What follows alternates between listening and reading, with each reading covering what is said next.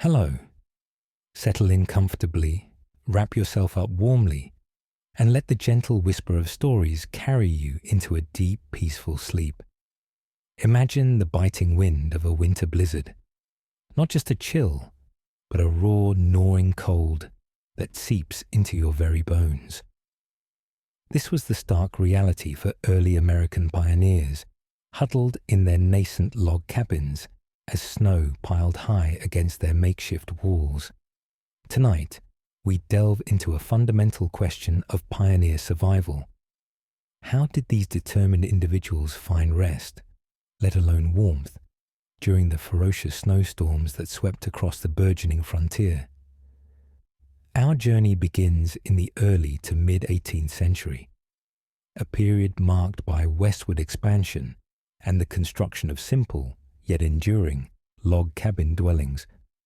These structures, often built by necessity rather than architectural expertise, became the primary shelter against the harsh elements. A typical pioneer log cabin, averaging around 12 Weisshor's 18 feet, was a testament to both ingenuity and limited resources. Crafted from stout, unprocessed logs, often oak, pine, or chestnut, these cabins relied heavily on a fundamental principle of thermal insulation: mass. The sheer density of the logs, typically 8 to 12 inches in diameter, provided a foundational barrier against the external cold. However, the efficacy of this natural insulation was heavily dependent on the quality of construction, particularly the chinking, the material used to fill the gaps between the horizontal logs. Early pioneers employed a variety of materials for chinking, from mud, clay, and moss, to animal hair and even small stones. Dr. John T. Schlotterbeck, a historical geographer specializing in early American settlements, notes that the integrity of the chinking was paramount.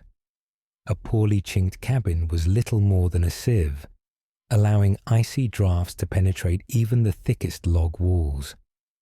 Evidence from archaeological digs at sites like colonial Williamsburg and numerous frontier homesteads consistently reveals layers of organic and mineral compounds used for this vital purpose.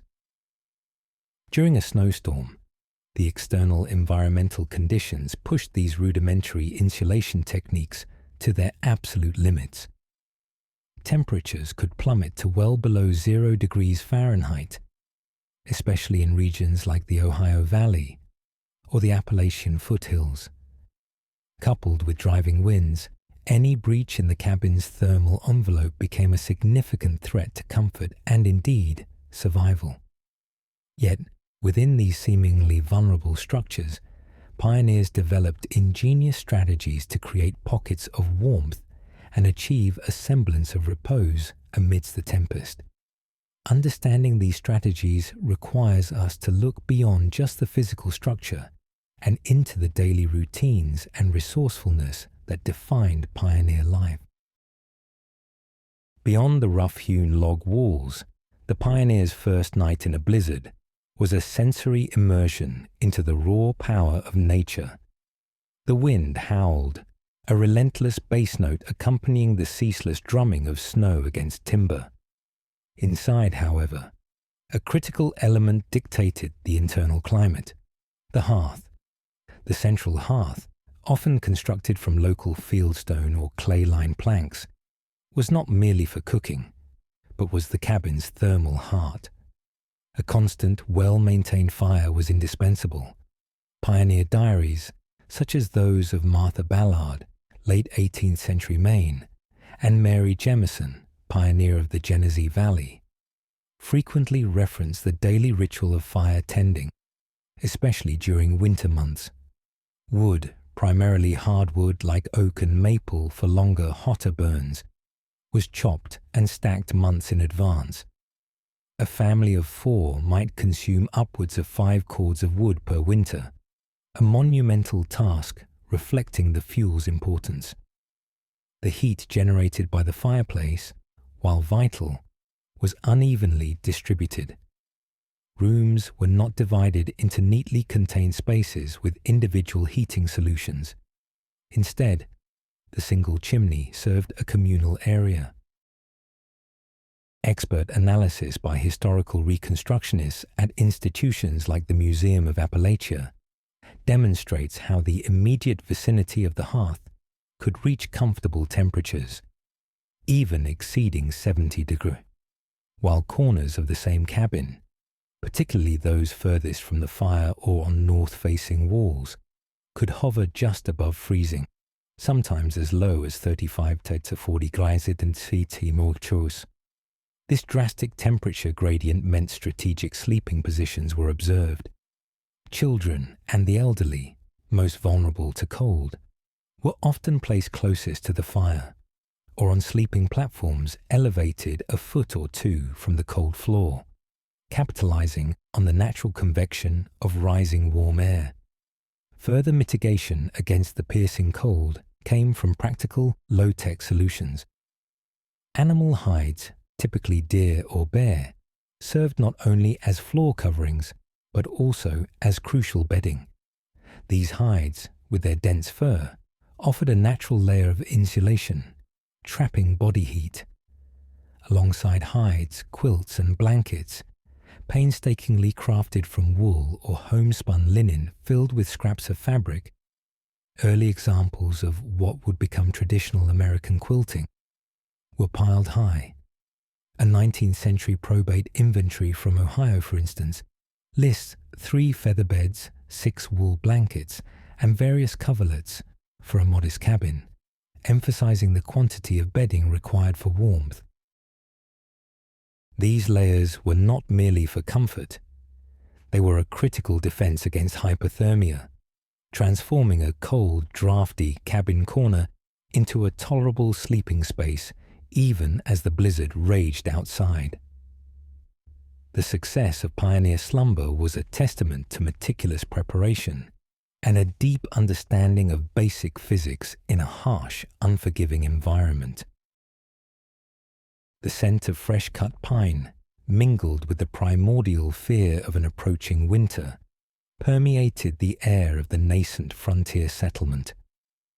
Before the first flake fell, months of strenuous, collective labor were dedicated to crafting the very refuge that would determine survival. The cabin wasn't merely built, it was an act of defiance against the wilderness. The choice of site for a log cabin was a critical decision, often influenced by proximity to water sources, defensible terrain, and crucially, access to building materials. Oak, chestnut, and various species of pine or spruce were favored, chosen for their straight growth, rot resistance, and abundance in the American woodlands. Detailed studies by architectural historians, such as those at the Frontier Culture Museum of Virginia, indicate that logs were typically debarked, a process that reduced insect infestation and improved drying. These logs would then undergo a period of seasoning, sometimes for several months, to reduce moisture content and prevent excessive shrinkage, which could lead to wider gaps in the cabin walls. The construction method itself was a blend of communal effort and acquired skill. Notching was a primary concern, determining the strength and airtightness of the corners. Styles varied regionally and culturally. For instance, the Scandinavian-influenced dovetail joints provided exceptional stability and reduced air infiltration, while the simpler saddle or V-notches were quicker to execute.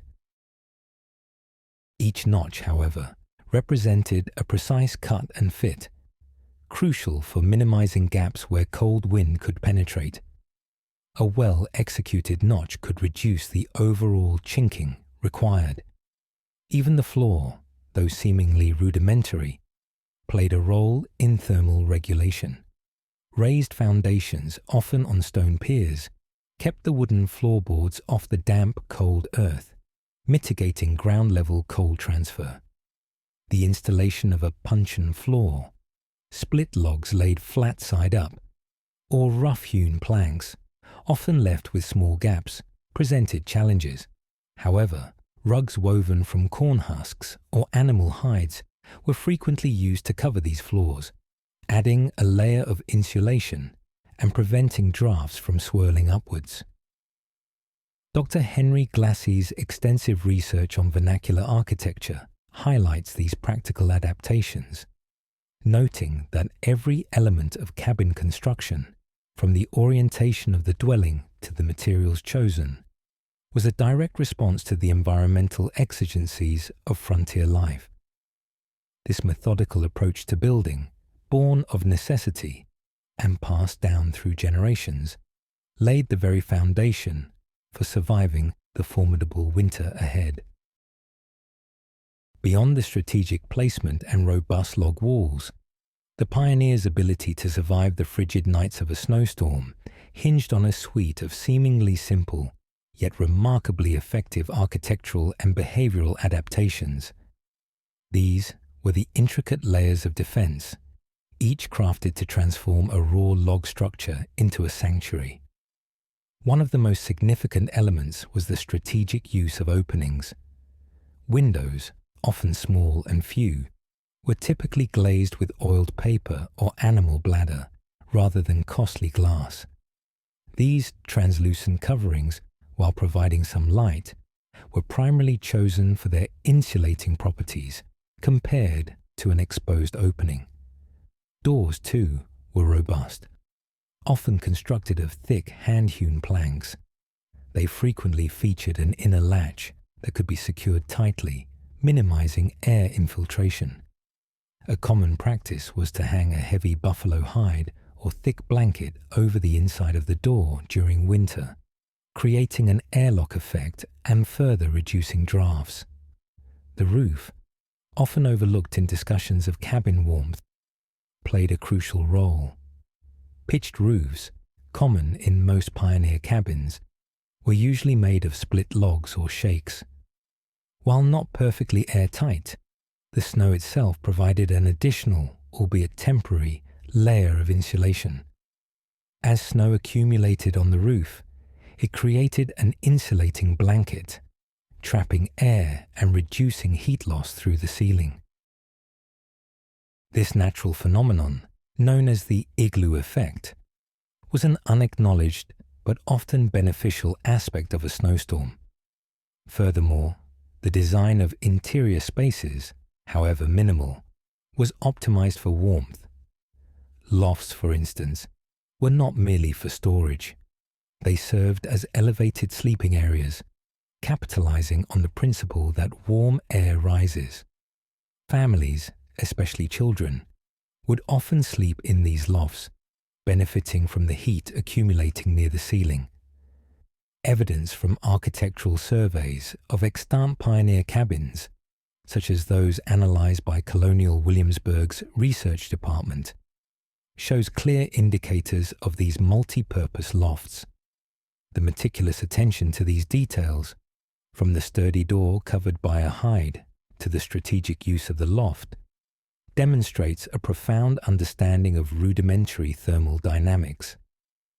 These pioneers were, in essence, architects of their own survival, continuously adapting their living spaces with innovative, albeit simple solutions to withstand the relentless assault of winter's harshest storms. Their cabins, more than just dwellings, were testaments to human ingenuity in the face of environmental adversity. Beyond the rattling of window panes and the creak of settling logs, another, more insidious chill permeated the pioneer's sleep during a snowstorm. The chill of an empty or inadequately nourished stomach. Sustenance was not merely about satisfaction. It was a critical component of thermoregulation. Maintaining core body temperature requires energy, and that energy derives directly from consumed calories. For pioneers trapped by a blizzard, food stores, meticulously accumulated throughout the warmer months, were their lifeline. Diets were typically high in fats and carbohydrates, essential macronutrients for generating heat. Pork, cornmeal, beans, and dried fruits were staples. Research into early American dietetics, notably by experts like Dr. Judith Carney, highlights the prevalence of these high-energy density foods. For instance, a typical pioneer's daily caloric intake could easily exceed 3,000 SARS, 4,000 calories, particularly for men engaged in strenuous labor. During a snowstorm, while physical exertion might decrease indoors, the body's metabolic demand to combat cold significantly increased. However, access to even these staple foods could be precarious. Prolonged blizzard conditions might prevent hunting or foraging, and dwindling supplies were a constant source of anxiety. Imagine the silent gnawing of hunger, not just as a discomfort, but as a physiological threat, reducing the body's ability to produce warmth. Historical accounts, such as those documented in the Oregon Trail narratives, frequently detail periods of extreme scarcity during winter, where families rationed food for weeks, impacting their resilience to cold. The preparation of these foodstuffs within the cabin also inadvertently contributed to overall warmth.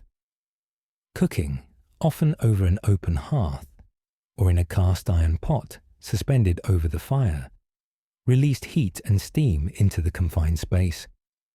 This raised the ambient temperature and added a small degree of humidity, making the air feel less dry and more comfortable.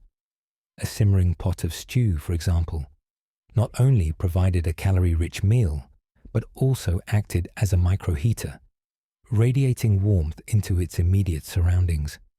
The impact of nutrition on sleep quality during these frigid nights cannot be overstated. A well-fed pioneer possessed a metabolic advantage, allowing their body to generate more internal heat. Conversely, an undernourished individual would struggle, their internal furnace burning low, making restful sleep an elusive luxury.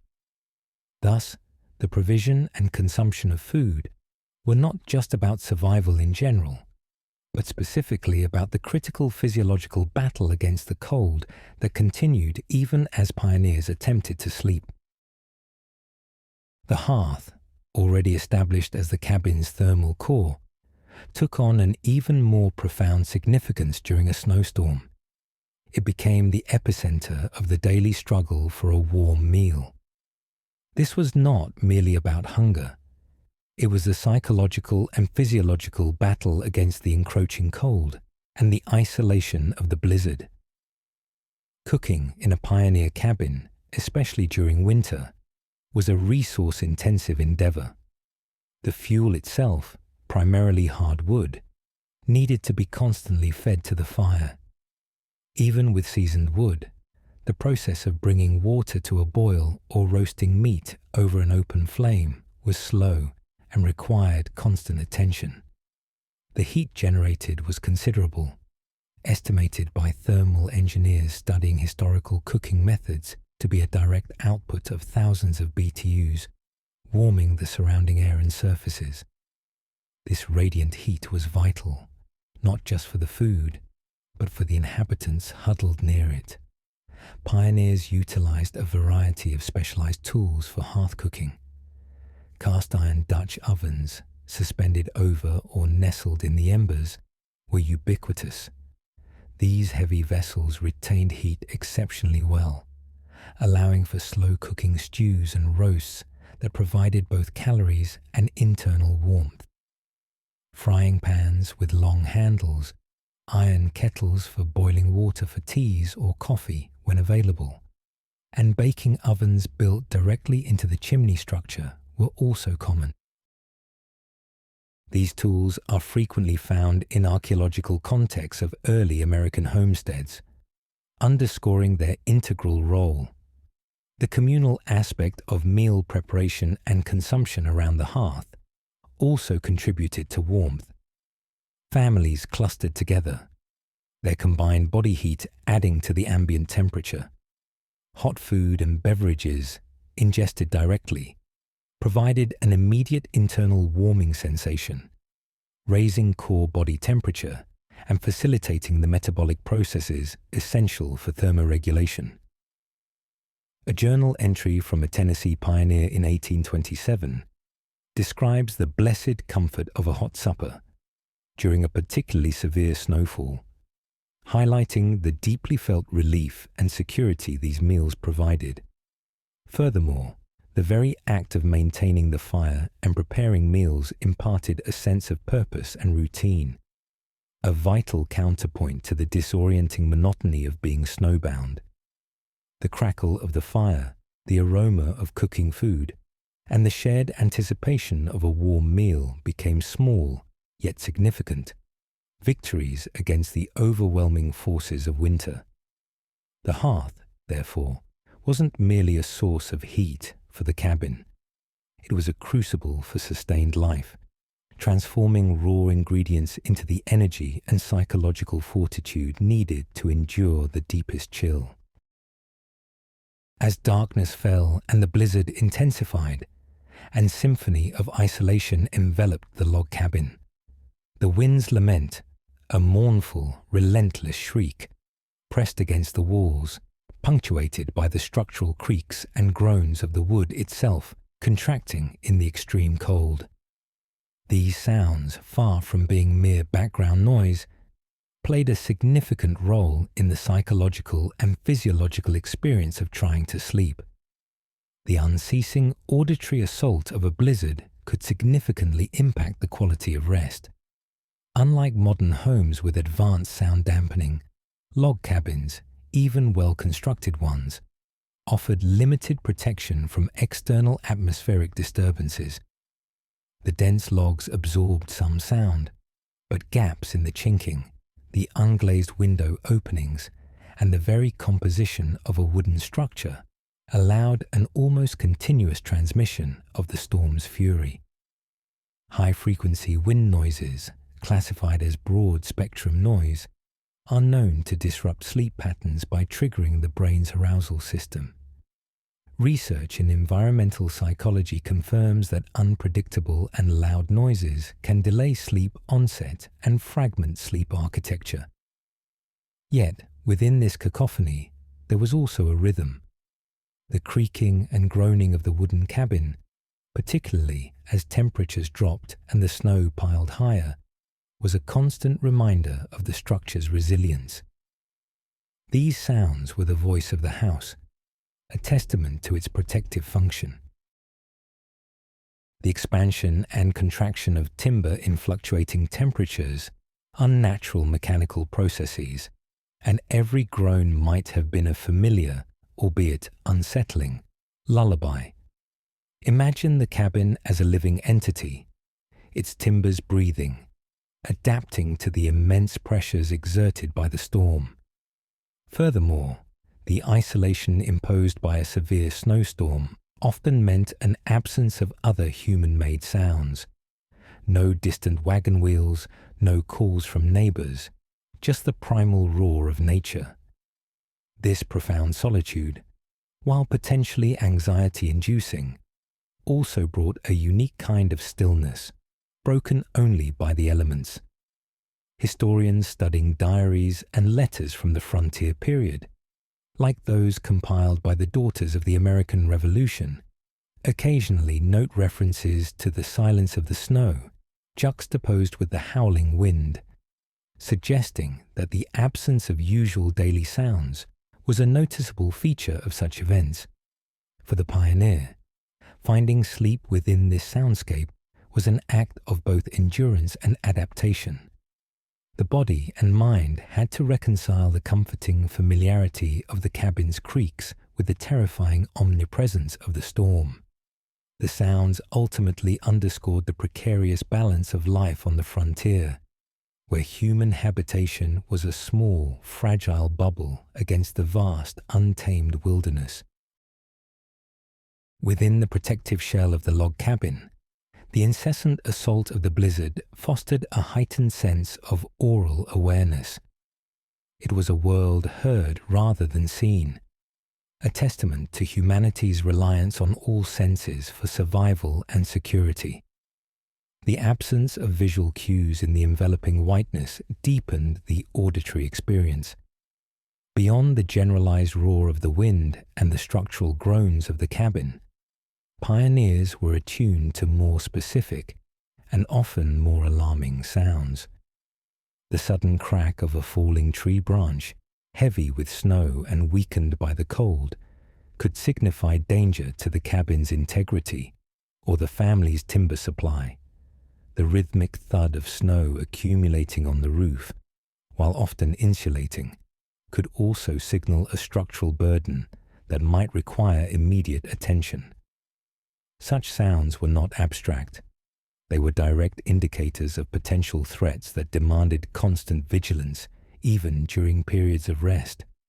Furthermore, the sounds of wildlife, typically a constant backdrop to frontier life, were often muted or altered during a severe snowstorm. The usual nocturnal chorus of owls or coyotes might be replaced by the eerie silence of animals seeking deeper cover. However, a sudden, unfamiliar scratch or rustle against the outer wall could indicate an animal desperate for shelter or food, a potential risk to stored provisions, or, in rare instances, a direct threat. Historical accounts, such as excerpts from the narrative of Sarah Royce, recounting her family's journeys west, describe the constant anxiety of listening for something unnatural during long, snowbound nights. This oral isolation, while conducive to certain types of rest, also created a psychological burden. The lack of external stimulation, coupled with the overwhelming noise of the storm, could amplify internal anxieties. In a period before artificial light permeated every evening, the darkness inside the cabin was nearly absolute once the fire dimmed, further intensifying reliance on hearing.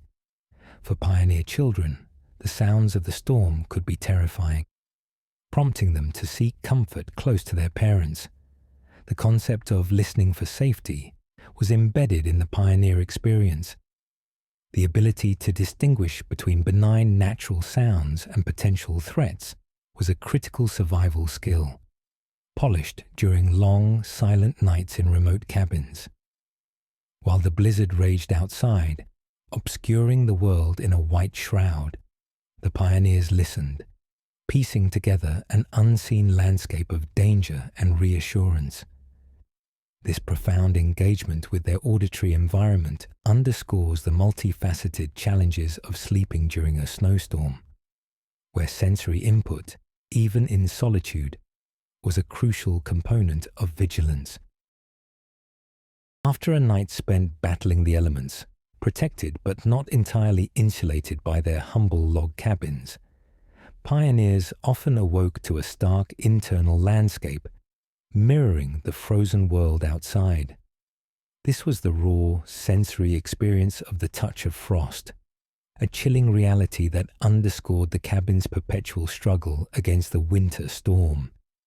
The air inside, particularly away from the immediate vicinity of the banked hearth, would be palpably cold, often hovering just above freezing.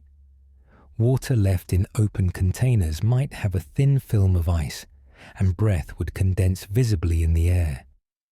This phenomenon is a direct result of imperfect insulation and air exchange. Despite the logs and chinking, small drafts, temperature differentials, and the slow cooling of the internal air through conduction and convection, meant that true thermal equilibrium with the outside was always striving to occur. Studies by historical building conservationists show that even a well-chinked log cabin from that era, without modern ceiling, would have an air exchange rate significantly higher than contemporary insulated homes, allowing cold outdoor air to continuously infiltrate. Frost, a visible manifestation of this cold, could often be found on the interior surfaces of the cabin. Windows covered with oiled paper or animal bladders would be opaque with hoarfrost, blocking out the scarce winter light. Occasionally, Frost might even form on the interior walls themselves, particularly in corners or on logs exposed to persistent drafts, indicating areas where the thermal envelope was weakest. This visual evidence of the cold served as an immediate reminder of the formidable forces still raging outside. Waking up in such conditions necessitated an immediate and precise routine focused on re-establishing warmth. The first order of business was to rekindle the fire. Embers, carefully banked the night before under a layer of ash, would be coaxed back to life. This critical task required skill and was often the responsibility of the first person to stir. The process of building the fire back up, the smells of wood smoke, and the gradual return of warmth to the cabin served as a morning ritual, a daily act of defiance against the pervasive cold. This morning fire was not just for comfort, it was for literal survival, warming both the bodies and the resolve of the inhabitants. The harsh chill of a frozen cabin was a constant, visceral reminder that the battle against winter continued, day after day. The cessation of the blizzard did not instantly banish the cold. Rather, it often intensified the battle for rudimentary comfort. The internal environment of the log cabin, even after the storm's fury had abated, bore the indelible marks of its passage, forcing pioneers to confront chilling realities literally skin deep. Water, a fundamental necessity, often posed an immediate challenge. Sources outside might be frozen solid or buried under deep drifts, requiring arduous effort to retrieve. Even if brought inside, water left in buckets or pitchers quickly succumbed to the pervasive cold, developing an icicle's kiss, a visible layer of ice on the surface. This meant constant thawing and rethawing for cooking, washing, and consumption. Diaries from the period, such as those of the early settlers in Michigan, frequently mention the daily struggle to keep water from freezing solid inside the cabin, highlighting it as a significant chore. Personal hygiene, rudimentary even in warmer months, became an additional challenge. The idea of washing in icy water was not only uncomfortable, but potentially dangerous, risking hypothermia. Consequently, bathing was infrequent, often limited to sponge baths taken in the immediate warmth of the hearth. Clothes, though layered and robust, would absorb moisture, which then had to be dried to maintain insulation. Wet garments, particularly outer layers, could freeze solid if left in the colder parts of the cabin overnight, requiring thawing by the fire before they could be worn again. This constant management of moisture was crucial, as damp clothing dramatically reduces its insulating properties, leading to rapid heat loss from the body. The pioneers' resilience in enduring these constant low-level physical discomforts reveals a deep understanding of their environment and their own physiology. They recognized that while the logs provided shelter, the fight against the cold was an ongoing active engagement. The icicle's kiss, whether on water buckets or chilled skin, was a daily reminder of the harsh world they inhabited. It shaped their routines, influenced their priorities, and forged a distinctive hardy spirit. These enduring challenges, often overlooked in romanticized depictions of frontier life, were the very fabric of their survival, demanding constant vigilance and adaptation, even as the storms subsided. The act of simply existing in such conditions required an unwavering commitment to basic, often uncomfortable, daily tasks designed to keep the human body functioning in a perpetually cold environment. As the fire crackled in the hearth, throwing dancing patterns of light and shadow across the cabin's rough-hewn interior, the psychological dimension of surviving a snowstorm came sharply into focus. In the absence of external stimuli, and often without books or writing materials, the flickering flames became a canvas for minds both weary and imaginative. The primary source of light, beyond the brief hours of winter sunlight, originated almost exclusively from the hearth. This limited illumination created an environment rich in chiaroscuro, where familiar objects could take on distorted and unfamiliar forms. A stack of logs might become a looming figure, a dangling pot a menacing shadow. Human perception, especially in low-light conditions, is prone to pareidolia, the tendency to see patterns or faces in ambiguous stimuli.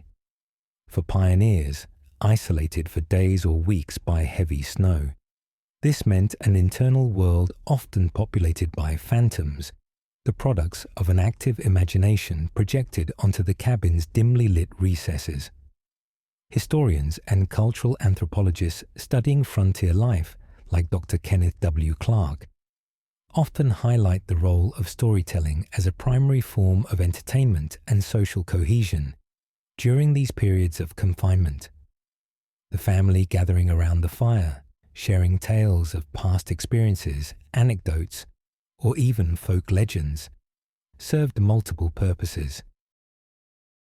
It alleviated boredom, reinforced familial bonds, and provided a mental escape from the physical constraints of the cabin. These stories, often passed down orally, were the pioneers' media, their connection to a broader human narrative beyond the immediate reach of the blizzard. For children, in particular, the firelight became a stage for imagination. Simple games, riddle solving, or listening to stories that, though potentially frightening, were a shared experience, helped to mitigate the anxieties of isolation. The warm glow contrasted sharply with the terrifying darkness outside and the stark cold within the unlit corners of the cabin, making the fire-lit circle a perceived haven of safety and comfort. This interplay of light, shadow, and narrative was not merely a passive experience, it was an active coping mechanism. The discipline of keeping the fire fed, the warmth it provided, and the stories it illuminated all contributed to mental resilience. In a world where immediate physical threats were constant, the human mind sought solace and structure in the familiar rhythm of the hearth's glow and the shared act of creating meaning through narrative. The dance of shadows on the wall and the whispers of a shared story were as vital to the pioneer's sleep as food and blankets, warding off the deeper chill of psychological despair. Under the rhythmic crackle and pop of the burning logs, lit by a singular source of warmth and light, cultural continuity and psychological resilience were forged. The flickering light of the hearth was not merely utilitarian. It became the stage for the transmission of lore, the very illumination of the stories that connected pioneers to their past and sustained them through the present isolation. This was a profoundly oral culture, lacking widespread access to books, newspapers, or even dependable postal services, especially during winter. Pioneers relied heavily on spoken traditions. Genealogies, family histories, religious texts, and folk tales were recounted, often memorized, and passed verbally from generation to generation. Research into early American social history, particularly by scholars like Professor David J. Peterson, emphasizes the essential role of oral narratives in maintaining social cohesion and individual identity on the frontier. During a snowstorm, these storytelling sessions would take center stage, becoming the primary mode of collective engagement. The specific content of these stories often reflected the immediate concerns and spiritual beliefs of the pioneers. Tales of legendary figures, both historical and mythical, provided examples of courage, cunning, and endurance, qualities directly applicable to their own circumstances. Religious parables offered comfort and meaning in the face of hardship. Frightening legends, sometimes involving wild animals or malevolent spirits of the wilderness, served as cautionary tales, reinforcing boundaries and communal values. These narratives were not simply entertainment. They were educational tools, moral compasses, and psychological anchors in a world both physically and emotionally challenging. Imagine the faces illuminated by the firelight, the storyteller, perhaps an elder, their voice resonating with years of experience, the children, wide-eyed, absorbing every turn of phrase, and the adults finding solace and shared understanding. These communal gatherings around the hearth transcended mere pastime. They were acts of cultural preservation and psychological grounding. The contained, rhythmic environment, the smell of wood smoke, the warmth on their faces, the undulating shadows on the walls, created a deeply immersive experience, facilitating the suspension of disbelief and the profound impact of the narrative. As the fire slowly dwindled and the shadows grew longer, the last embers casting their warm glow, these tales would fade into the quietude of the cabin, but their echoes remained, woven into the fabric of memory, providing mental nourishment that was as critical to enduring the long winter night as the physical sustenance provided by the meal itself. The illumination of lore was, therefore, not just entertainment, but a vital component in how pioneers found rest and resilience in the depths of a snowstorm. While the visual and auditory assault of the blizzard dominated the pioneers' waking hours, an unseen yet profoundly ominous pressure built steadily throughout the storm, the accumulating weight of snow on the cabin's roof. This was nature's burden, a silent struggle against the very structure providing tenuous shelter. Early American pioneer cabins typically featured roofs constructed from materials like split logs, often referred to as puncheon or shingle roofs, bark, or hand-split wooden shakes. These materials were laid over a framework of rafters and purlins, often made from smaller debarked tree trunks. The pitch of these roofs varied, but generally aimed for a slope sufficient to shed water, though not always optimized for heavy snow loads. Historical architectural studies across regions like Appalachia show roof pitches ranging from 30 to 45 degrees, designed to be practical for construction and shed heavy rainfall. Snow, however, presents a unique challenge. Its weight can be substantial. 1 foot of fresh, dry snow typically weighs around 3 pounds per square foot, PSF, but wet, compacted snow can weigh significantly more, up to 21 PSF. Imagine a modest 12 versus 18-foot cabin. A single foot of wet snow translates to an astonishing 4,500 pounds, or over 2 tons on the roof. During a multi-day blizzard with several feet of accumulation, this load could easily escalate to 5 or even 10 tons. Architect and civil engineer Dr. Richard L. Hummel, who has studied historical building loads, notes that while log walls are incredibly strong in vertical compression, the outward thrust and downward pressure on roof joists and rafters from excessive snow could be a major structural concern. Inside the cabin, this immense pressure was often felt more than seen.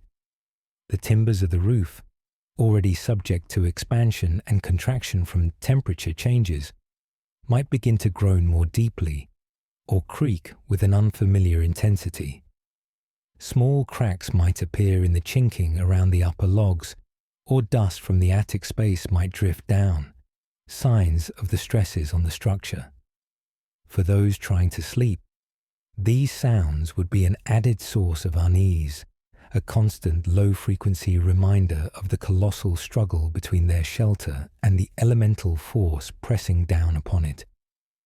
The very structural integrity of the cabin, the primary barrier against the storm, was under constant assault. Pioneers were keenly aware of this silent threat, a testament to their intimate understanding of their environment and the materials they used. The weight of the snow was not just an external phenomenon. It was an internal pressure, both physical and psychological, that permeated the cabin and subtly influenced every hour spent within its confines. Beneath the perceived security of stout log walls, a pervasive, quiet anxiety could accompany a severe snowstorm. The ever-present, albeit low, threat to the cabin's structural integrity. This was the silent architectural drama playing out above the sleeping pioneers, a constant reminder of their shelter's vulnerability to nature's brute force. While log cabin walls were inherently strong in terms of compression, resisting downward forces well, the roof system was often the weakest link against immense snow loads. The rafters, typically unmilled logs or rough-hewn timbers, could flex under strain. The purlins, the horizontal beams supporting the roof covering, might sag. Historical records, such as surveys of historic structures by the National Park Service, reveal instances of roof failures in early American buildings, particularly under extraordinary weather conditions, though complete cabin collapses were relatively rare given the inherent resilience of log construction. The danger wasn't just the sheer weight, it was also the potential for uneven loading and ice damming.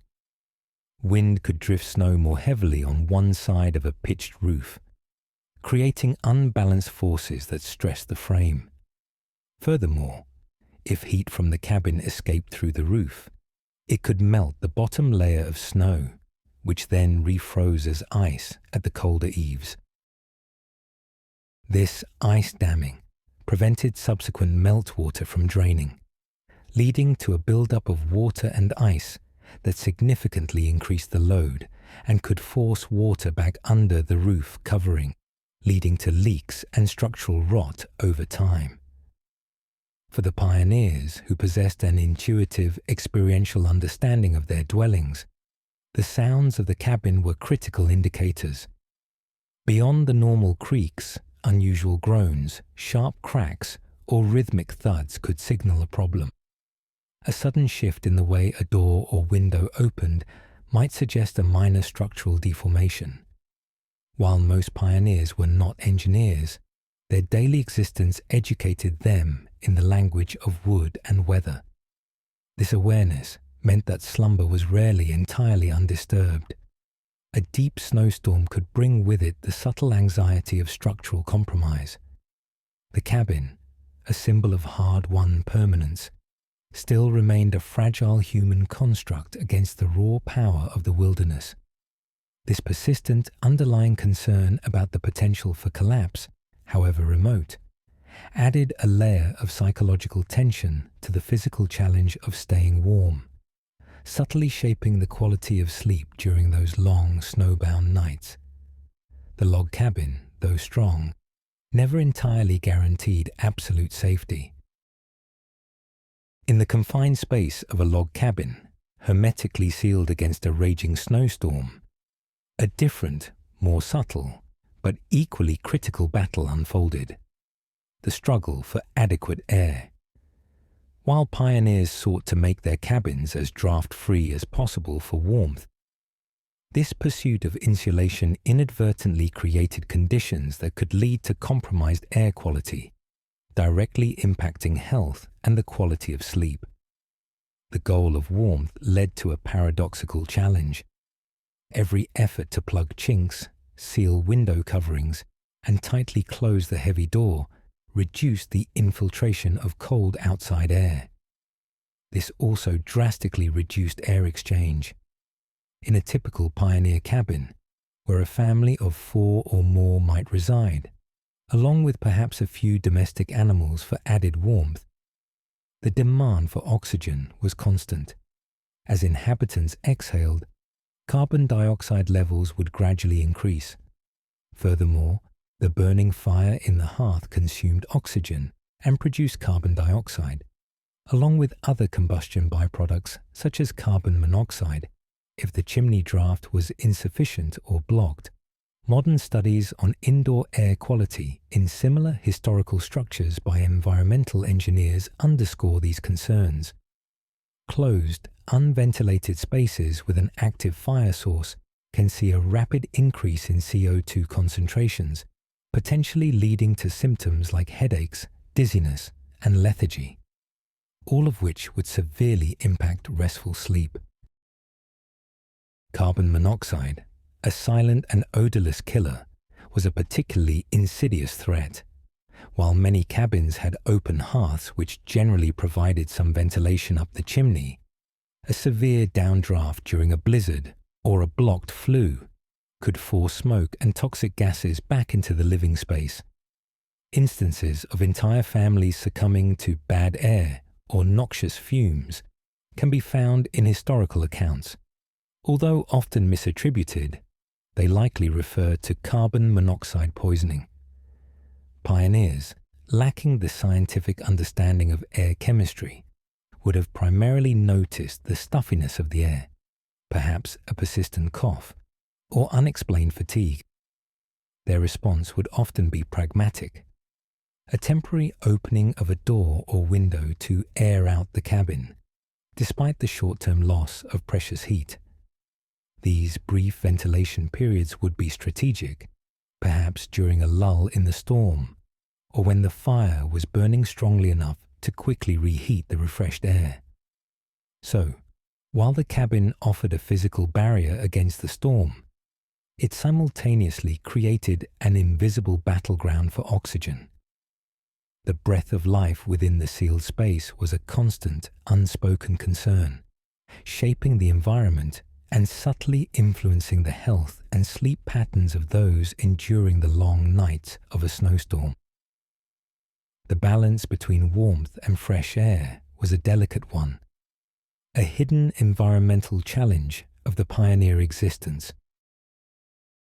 The very warmth that provided solace and survival during a blizzard carried with it hidden dangers, pushing pioneers to the edge of suffocation's grip. The pursuit of comfort against the biting cold inadvertently created a precarious balance, where the desire for heat could, in extreme circumstances, threaten life itself. The primary culprit in this paradoxical situation was the open hearth, the cabin's thermal heart. While indispensable, its function as both a source of heat and a vent for smoke was delicately balanced. A robust, well-drafting fire typically pulled air from the cabin, drawing fresh outdoor air in through any available cracks or openings. However, during a severe snowstorm, high winds could create pressure differentials around the cabin, potentially exceeding the chimney's draft. This could lead to a backdraft, where smoke and combustion gases, including the highly toxic carbon monoxide, CO, were pushed back into the living space rather than out of the flue. Carbon monoxide is particularly dangerous because it is colorless, odorless, and tasteless, inhibiting the blood's ability to carry oxygen. Even low concentrations can cause headaches, nausea, and dizziness, masquerading as mild illness. Higher concentrations quickly lead to unconsciousness and death. Historical accounts, often found in medical journals or community records, describe mysterious winter illnesses or deaths in isolated cabins, which in retrospect are highly indicative of CO poisoning. For instance, the winter sickness reported in some 18th century frontier settlements, characterized by lethargy and eventual collapse in warm, closed spaces, aligns closely with CO symptoms. Moreover, the sheer act of sealing a cabin against the storm, with windows papered over and doors tightly barred, drastically reduced the natural air changes. While beneficial for retaining sensible heat, it meant that oxygen depletion and rising CO2 levels from respiration alone could become significant, especially in sleeping areas. the average adult exhales approximately 0.004 cubic feet of CO2 per hour.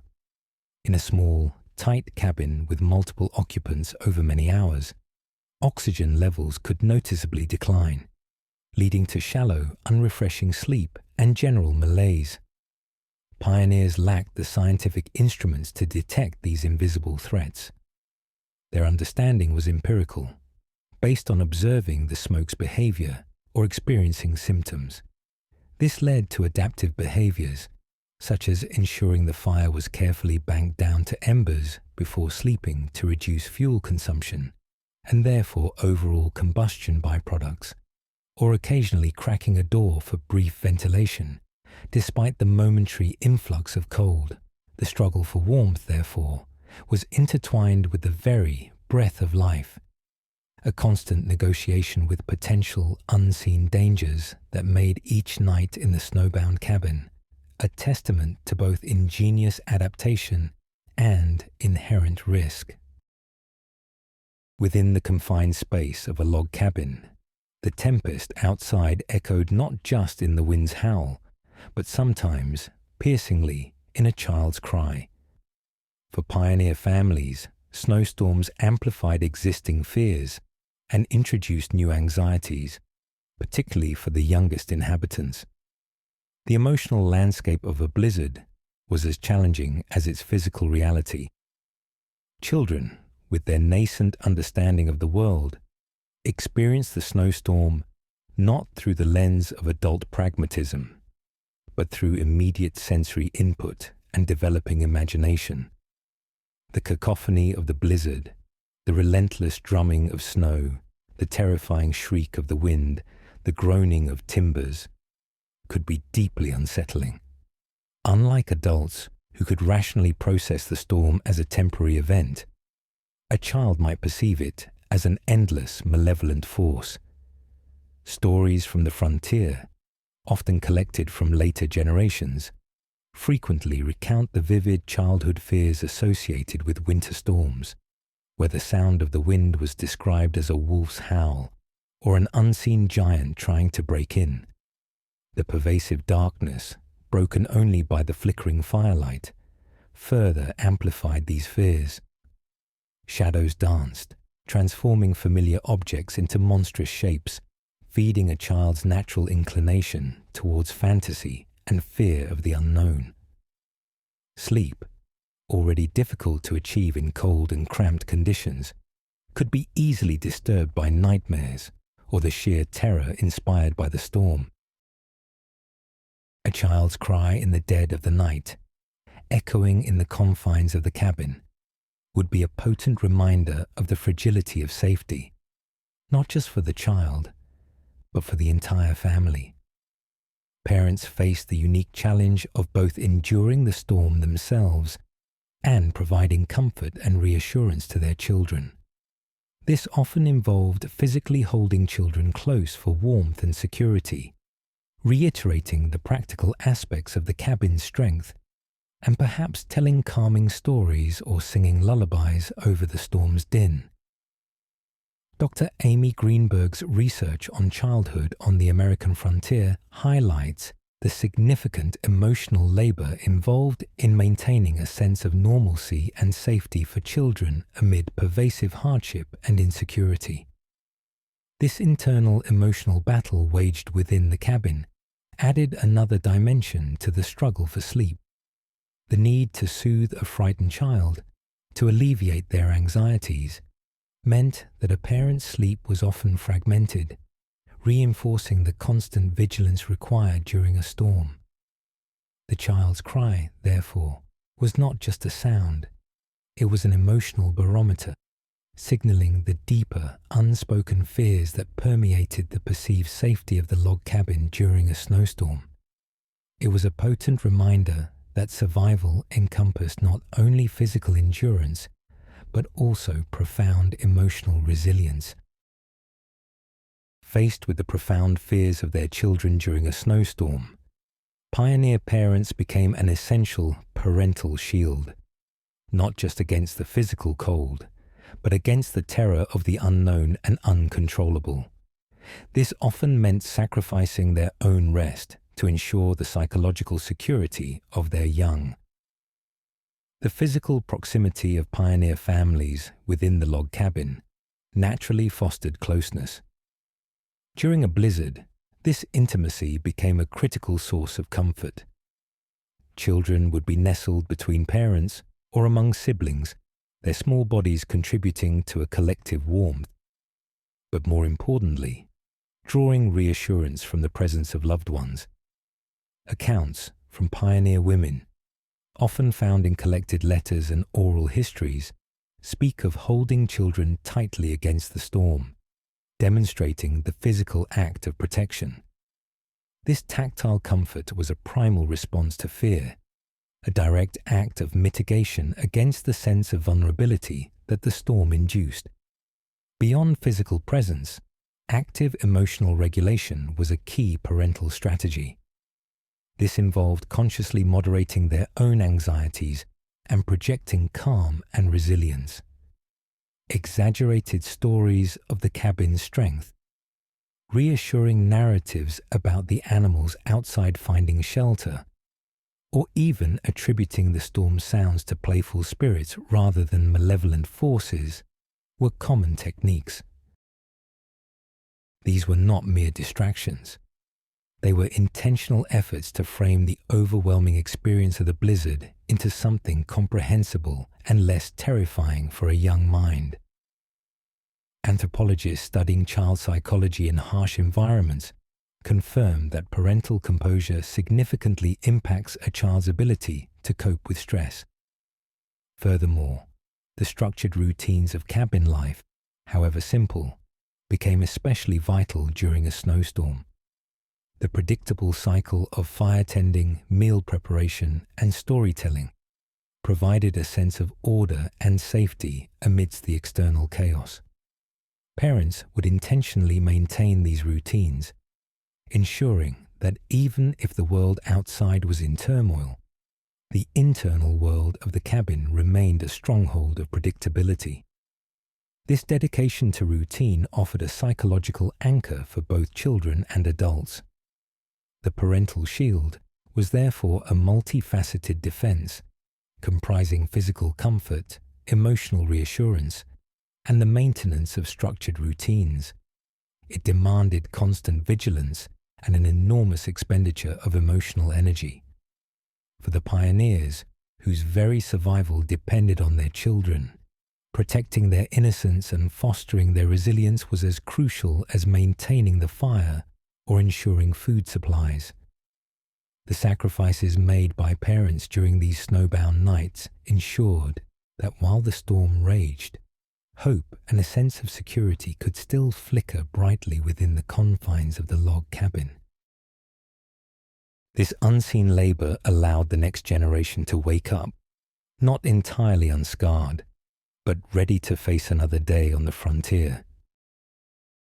In the small, often single-room confines of a pioneer log cabin, sleep during a snowstorm was rarely a solitary endeavor. Instead, it was an intimate, shared experience where the unspoken comfort of proximity played a vital role in both physical warmth and psychological security. Pioneer cabins were, by modern standards, incredibly crowded. A typical family unit could range from 5 to 10 individuals, often augmented by elderly relatives, hired hands, or even temporary boarders. These individuals, sometimes sharing a single bed, a straw mattress on the floor, or occupying a loft, slept in close quarters. This arrangement was not merely a consequence of limited space. It was a deliberate strategy for thermoregulation. Human bodies generate heat, approximately 100 watts of thermal energy at rest. When multiple bodies are in close contact, this collective heat significantly contributes to maintaining a warmer microclimate beneath blankets and within shared sleeping spaces.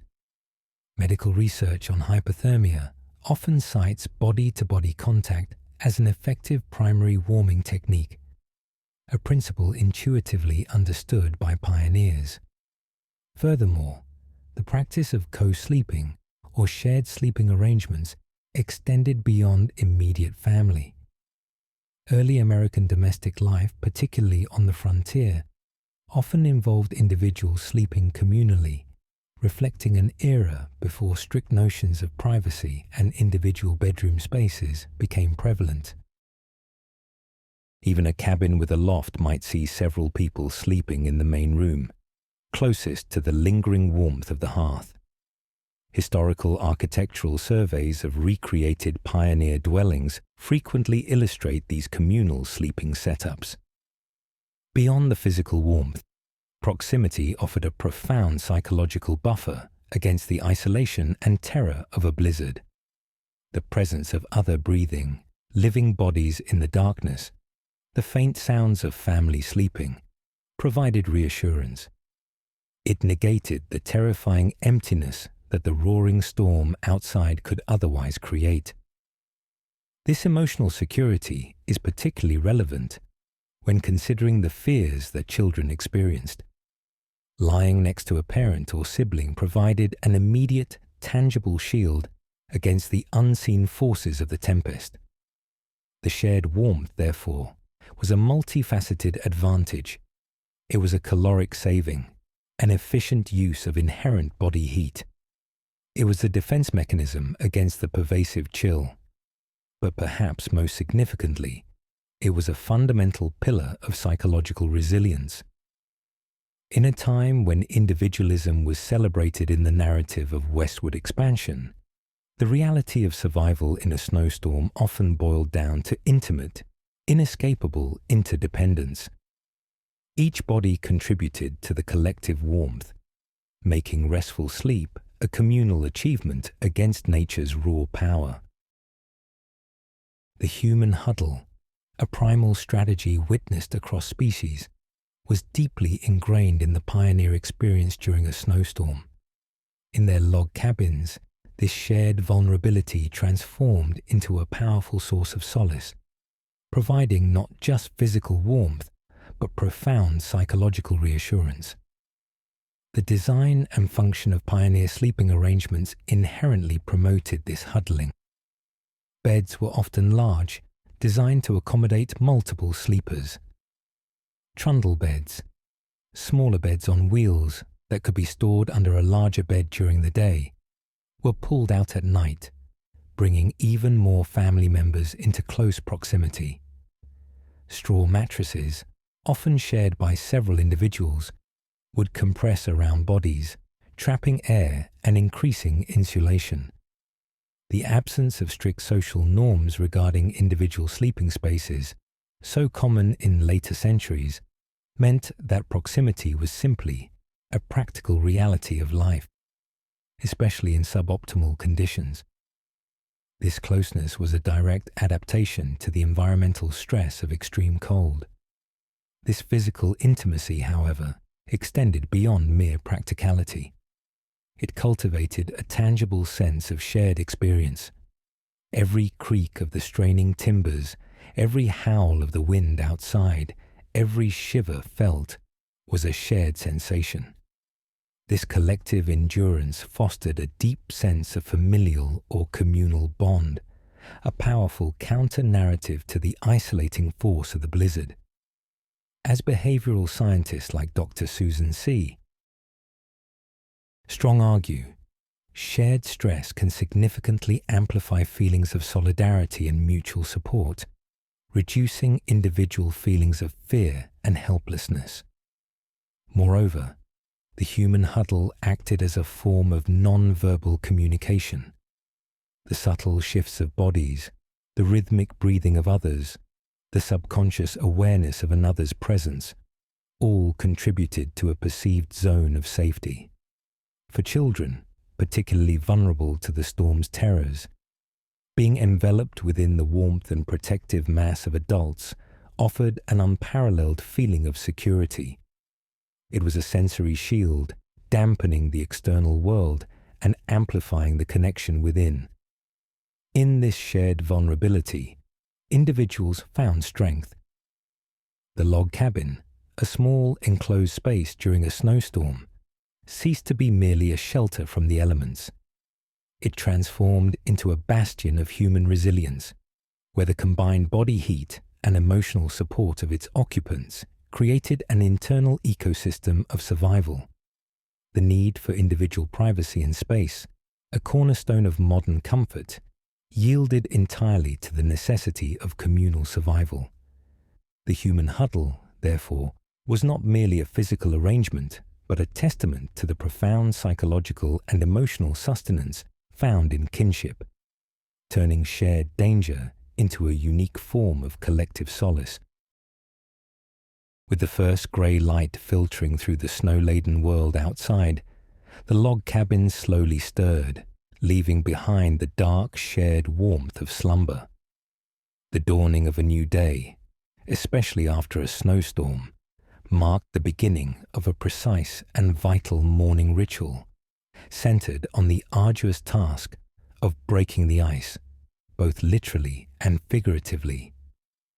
The immediate priority upon waking was rekindling the hearth. The banked fire, carefully suppressed overnight to conserve fuel, would be coaxed back to life. This was often the duty of the eldest, or the most able-bodied adult, rising first from the communal sleeping area. Using tongs or a small shovel, the insulating layer of ash would be carefully removed to expose the glowing embers below. Then, kindling, small sticks, bark, or finely split wood saved specifically for this purpose, would be strategically placed and gently blown upon to reignite the flame. This process, often taking 15 to 30 minutes, required skill and patience. A successfully rekindled fire was paramount, as it initiated the warming of the cabin and provided the means for cooking breakfast. Concurrently, the task of retrieving and preparing water would commence. Water stored inside the cabin overnight would often have developed a film of ice, or in colder sections might be partially frozen. This broken ice had to be chipped away or melted on the slowly warming hearth. Fresh water, if required, demanded a challenging trip outside. Post-blizzard landscapes often meant navigating deep snowdrifts to reach a frozen well or spring, a physically demanding and exposure risk activity that underscores the constant labor of pioneer life. The morning meal was typically hearty and high in calories: cornmeal mush, fried pork, or biscuits, designed to replenish energy and provide internal warmth. The cooking process itself contributed to the cabin's warmth, adding radiant heat and steam to the cold air. Dr. Laurel Thatcher. Ulrich's detailed studies of early American domestic life highlight the centrality of the kitchen and hearth to daily routines, particularly in winter. As the fire grew and breakfast cooked, the cabin gradually transitioned from its frigid, slumbering state to a bustling, active hub. The layers of clothing donned, the initial aches of cold giving way to the internal warmth provided by food and fire, marked a tangible shift. This morning ritual was a physical and psychological reboot. It was the daily recommitment to survival, a systematic undoing of the cold's overnight grip, preparing the body and mind for the demanding tasks of yet another snowbound day on the frontier. Emerging from the cocoon of blankets and shared body heat, the pioneers faced the dawn with a renewed sense of purpose. The night, often a period of relative inactivity and focused internal survival, now gave way to the pressing demands of a new day. Each task meticulously executed to ensure continued existence in the snowbound world. The first critical demand was often to assess the outside world. Peeking through a crack in the door or a small window, the pioneer needed to gauge the storm's intensity. Had it abated? Were drifts still piling against the walls? This visual reconnaissance informed immediate decisions. Was it safe to venture out for more wood, clear snow from the cabin entrance, or check on livestock? This initial assessment was paramount, as venturing into whiteout conditions could quickly lead to disorientation and hypothermia. Early American diaries frequently contain meticulous notations on weather conditions, highlighting their predictive importance for daily tasks. Beyond assessing the storm, the day brought the inevitable chores that even a blizzard could not fully postpone. Livestock, if sheltered nearby, required feeding and watering. This often meant breaking through snowdrifts and chipping ice from water troughs. Firewood, consumed voraciously during the night, needed replenishment, a strenuous and cold task of hauling logs from a nearby woodpile, or if desperate, even cutting new timber in the snow. Each trip outside was a calculated risk, requiring heavy, layered clothing, thick mittens, and often snowshoes if available. Inside the cabin, the tasks revolved around maintaining a habitable space. Snow that might have drifted in through cracks needed to be swept out. Ice that had formed on interior surfaces had to be managed. Food preparation continued, demanding constant attention to the fire and careful rationing of supplies. The labor was almost constant, a physical manifestation of their resilience.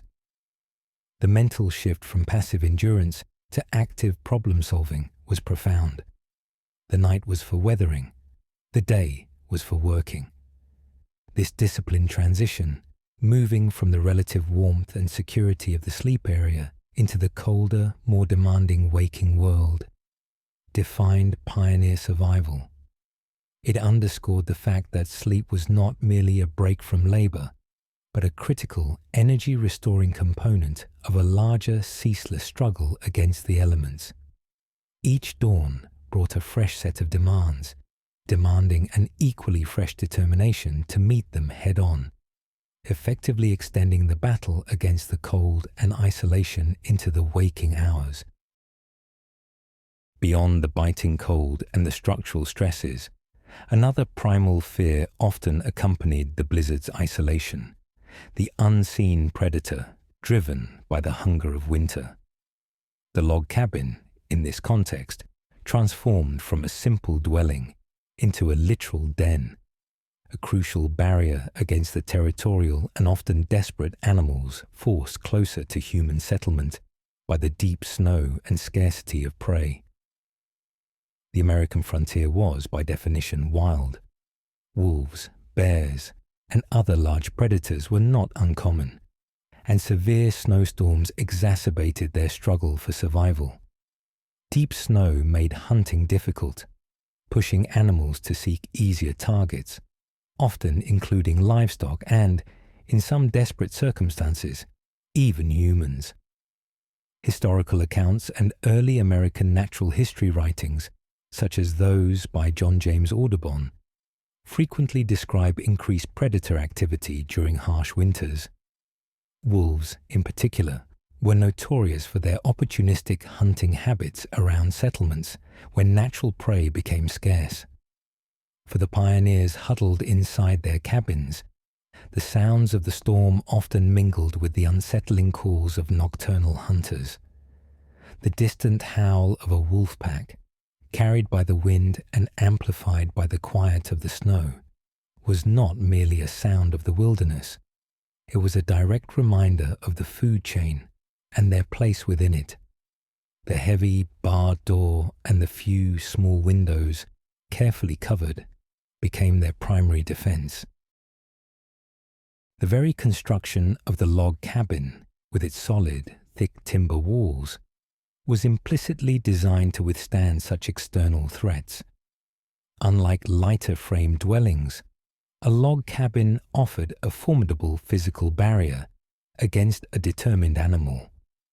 Archaeological evidence from early frontier sites often shows heavy, reinforced doors and the absence of large, easily breached windows in lower sections, suggesting a consciousness of external threats.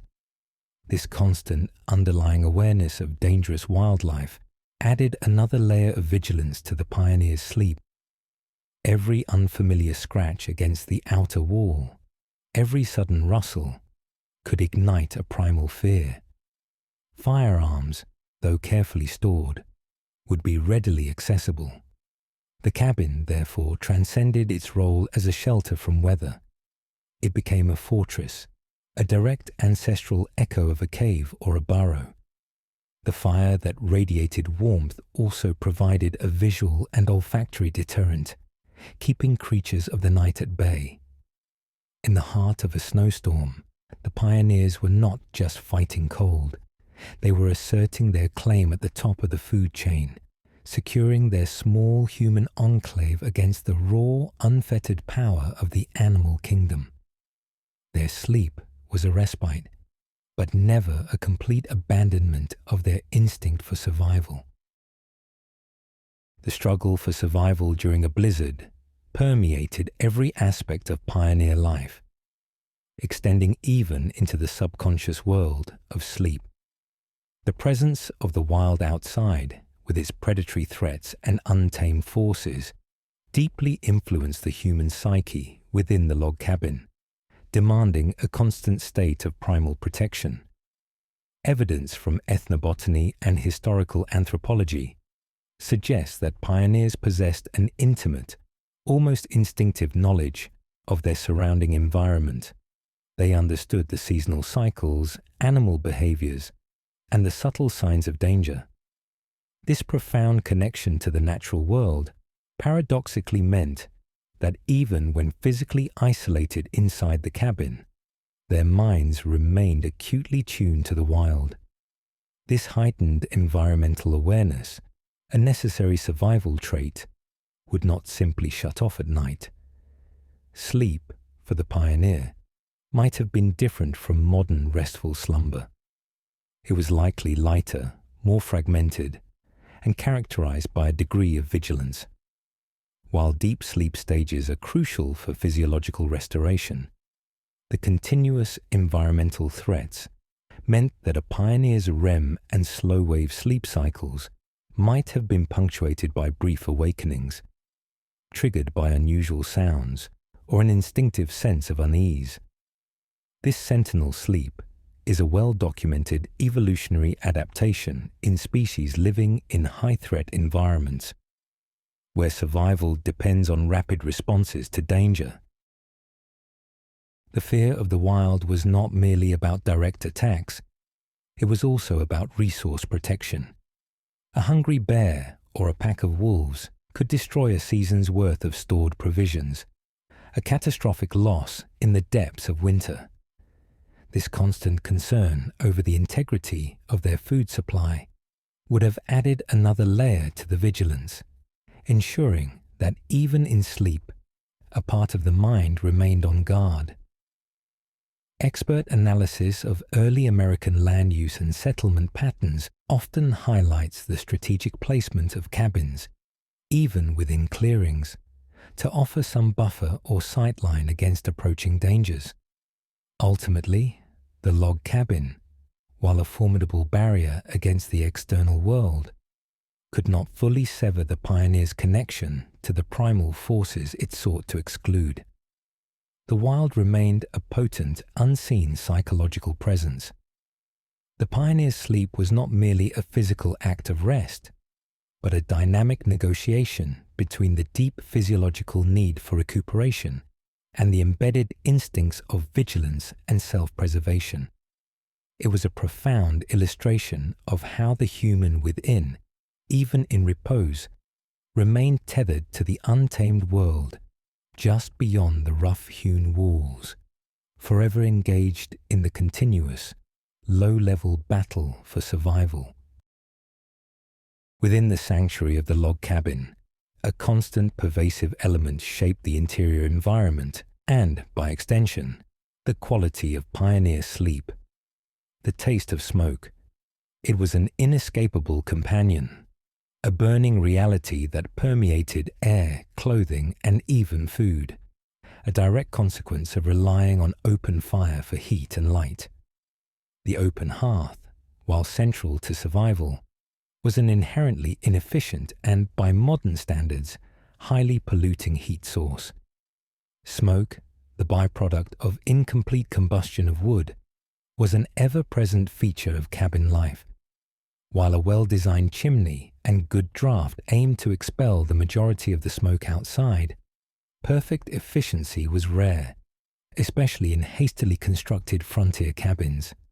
Furthermore, during a snowstorm, atmospheric pressure changes and strong winds could disrupt the chimney's draft, forcing more smoke back into the living space. The presence of smoke had several direct impacts on sleep and health. Constant exposure to particulate matter in wood smoke is known to irritate the respiratory system, leading to coughing, wheezing, and exacerbated conditions like asthma or bronchitis. This irritation would undoubtedly disrupt sleep, making deep, uninterrupted rest difficult for many. Chronic exposure can also lead to more serious long-term respiratory problems.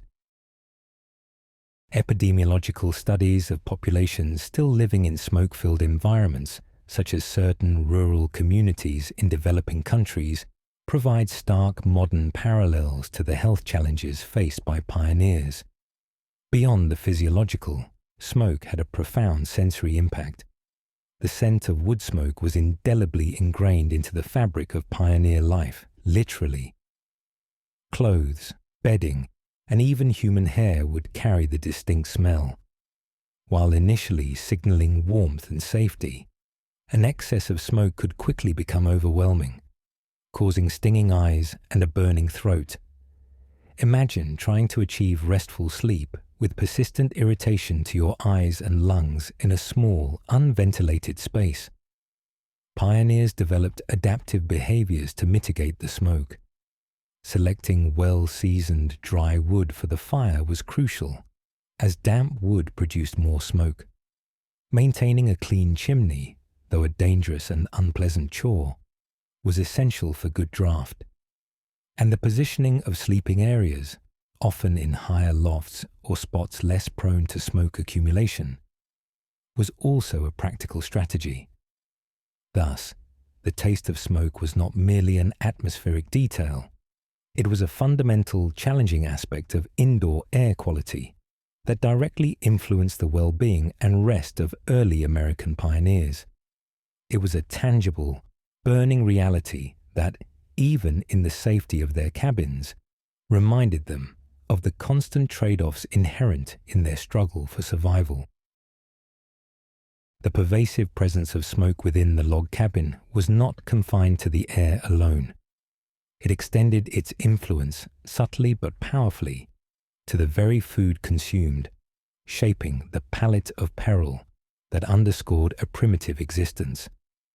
This constant infusion of smoky flavor into meals was both a byproduct of cooking methods and an intentional preservation technique. Open hearth cooking meant that food was almost continually exposed to wood smoke. Meat, often hung near the fire to smoke and dry, would absorb the pungent aromas. Grains, vegetables, and other provisions stored within the cabin would similarly pick up the lingering scent. While some modern culinary traditions value smoke as a flavor enhancer, for pioneers, it was an inextricable component of nearly every meal. This ubiquitous smoky tang, far from being a gourmet choice, was a testament to the inescapable environmental conditions of their dwelling. Beyond incidental flavoring, active smoke preservation was a critical winter food strategy. Bacon, ham, and other cured meats were traditionally smoked over a low fire for extended periods. This process infused the meat with phenols and other compounds found in wood smoke, which acted as natural antimicrobials and antioxidants, significantly extending shelf life at a time when refrigeration was non-existent. Indigenous practices of smoking fish and game were adopted and adapted by pioneers, becoming vital for sustaining families through long, lean winters. Historical foodways research confirms the widespread reliance on smoked and cured provisions in early American settlements.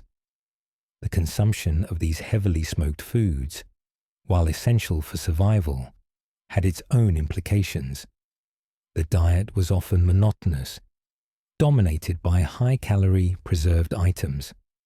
While providing necessary energy to combat the cold, the constant intake of smoked, often salty, and nutrient-limited fare could lead to its own set of health issues over time. However, in the immediate context of a snowstorm, the caloric density and guaranteed availability of such foods were paramount. Imagine the last meal on a snowbound evening. A stew, perhaps, made with smoked pork and dried beans, cooked slowly over the open fire, itself suffused with the very smoke that flavored its ingredients. Every mouthful would carry the distinct taste of their environment, a powerful, almost ritualistic affirmation of their existence against the odds. This blending of necessity and flavor defined a palate born of peril, where the primitive reality of their existence was quite literally tasted with every bite. The lingering aroma of smoke, therefore, was not merely a smell. It was an integral part of their diet, a constant reminder of the hard-won battle for sustenance and warmth within the confines of their log cabin. Beneath the wooden floorboards, or in some basic constructions, directly underfoot, lay a constant, palpable reminder of the cabin's deep connection to the earth, the smell of damp earth. This olfactory sensation was more than just an odor. It was the breath of the ground itself, signifying not only the cabin's humble foundations, but also its inherent vulnerabilities during a snowstorm. Many early pioneer cabins, particularly the rudimentary first cabin structures, either had earthen floors or simple puncheon split log floors laid directly over dirt. Even those with elevated wood floors often lacked a fully sealed foundation or crawl space. This intimate contact with the ground meant that the interior environment was heavily influenced by soil moisture and temperature. As snow piled up outside, saturating the ground, that dampness inevitably permeated upwards. Historical architectural analyses confirm that moisture management was a constant struggle in early American dwellings. The presence of damp earth beneath or within the living space contributed significantly to the cabin's overall chill. Evaporation of moisture from the ground cools the surrounding air, making the interior feel colder than the actual air temperature might indicate. This moisture also increased the relative humidity within the cabin, which, while potentially alleviating some dryness caused by the fire, also made the cold feel more penetrating. Studies in building science highlight how moisture content in subfloor areas can dramatically impact indoor climate and perceived comfort. Furthermore, the smell itself carried implications. A persistent earthy dampness could signify not only general discomfort, but also the potential for mold and mildew growth. While little understood at the time, these biological agents could contribute to respiratory issues, especially in a poorly ventilated space.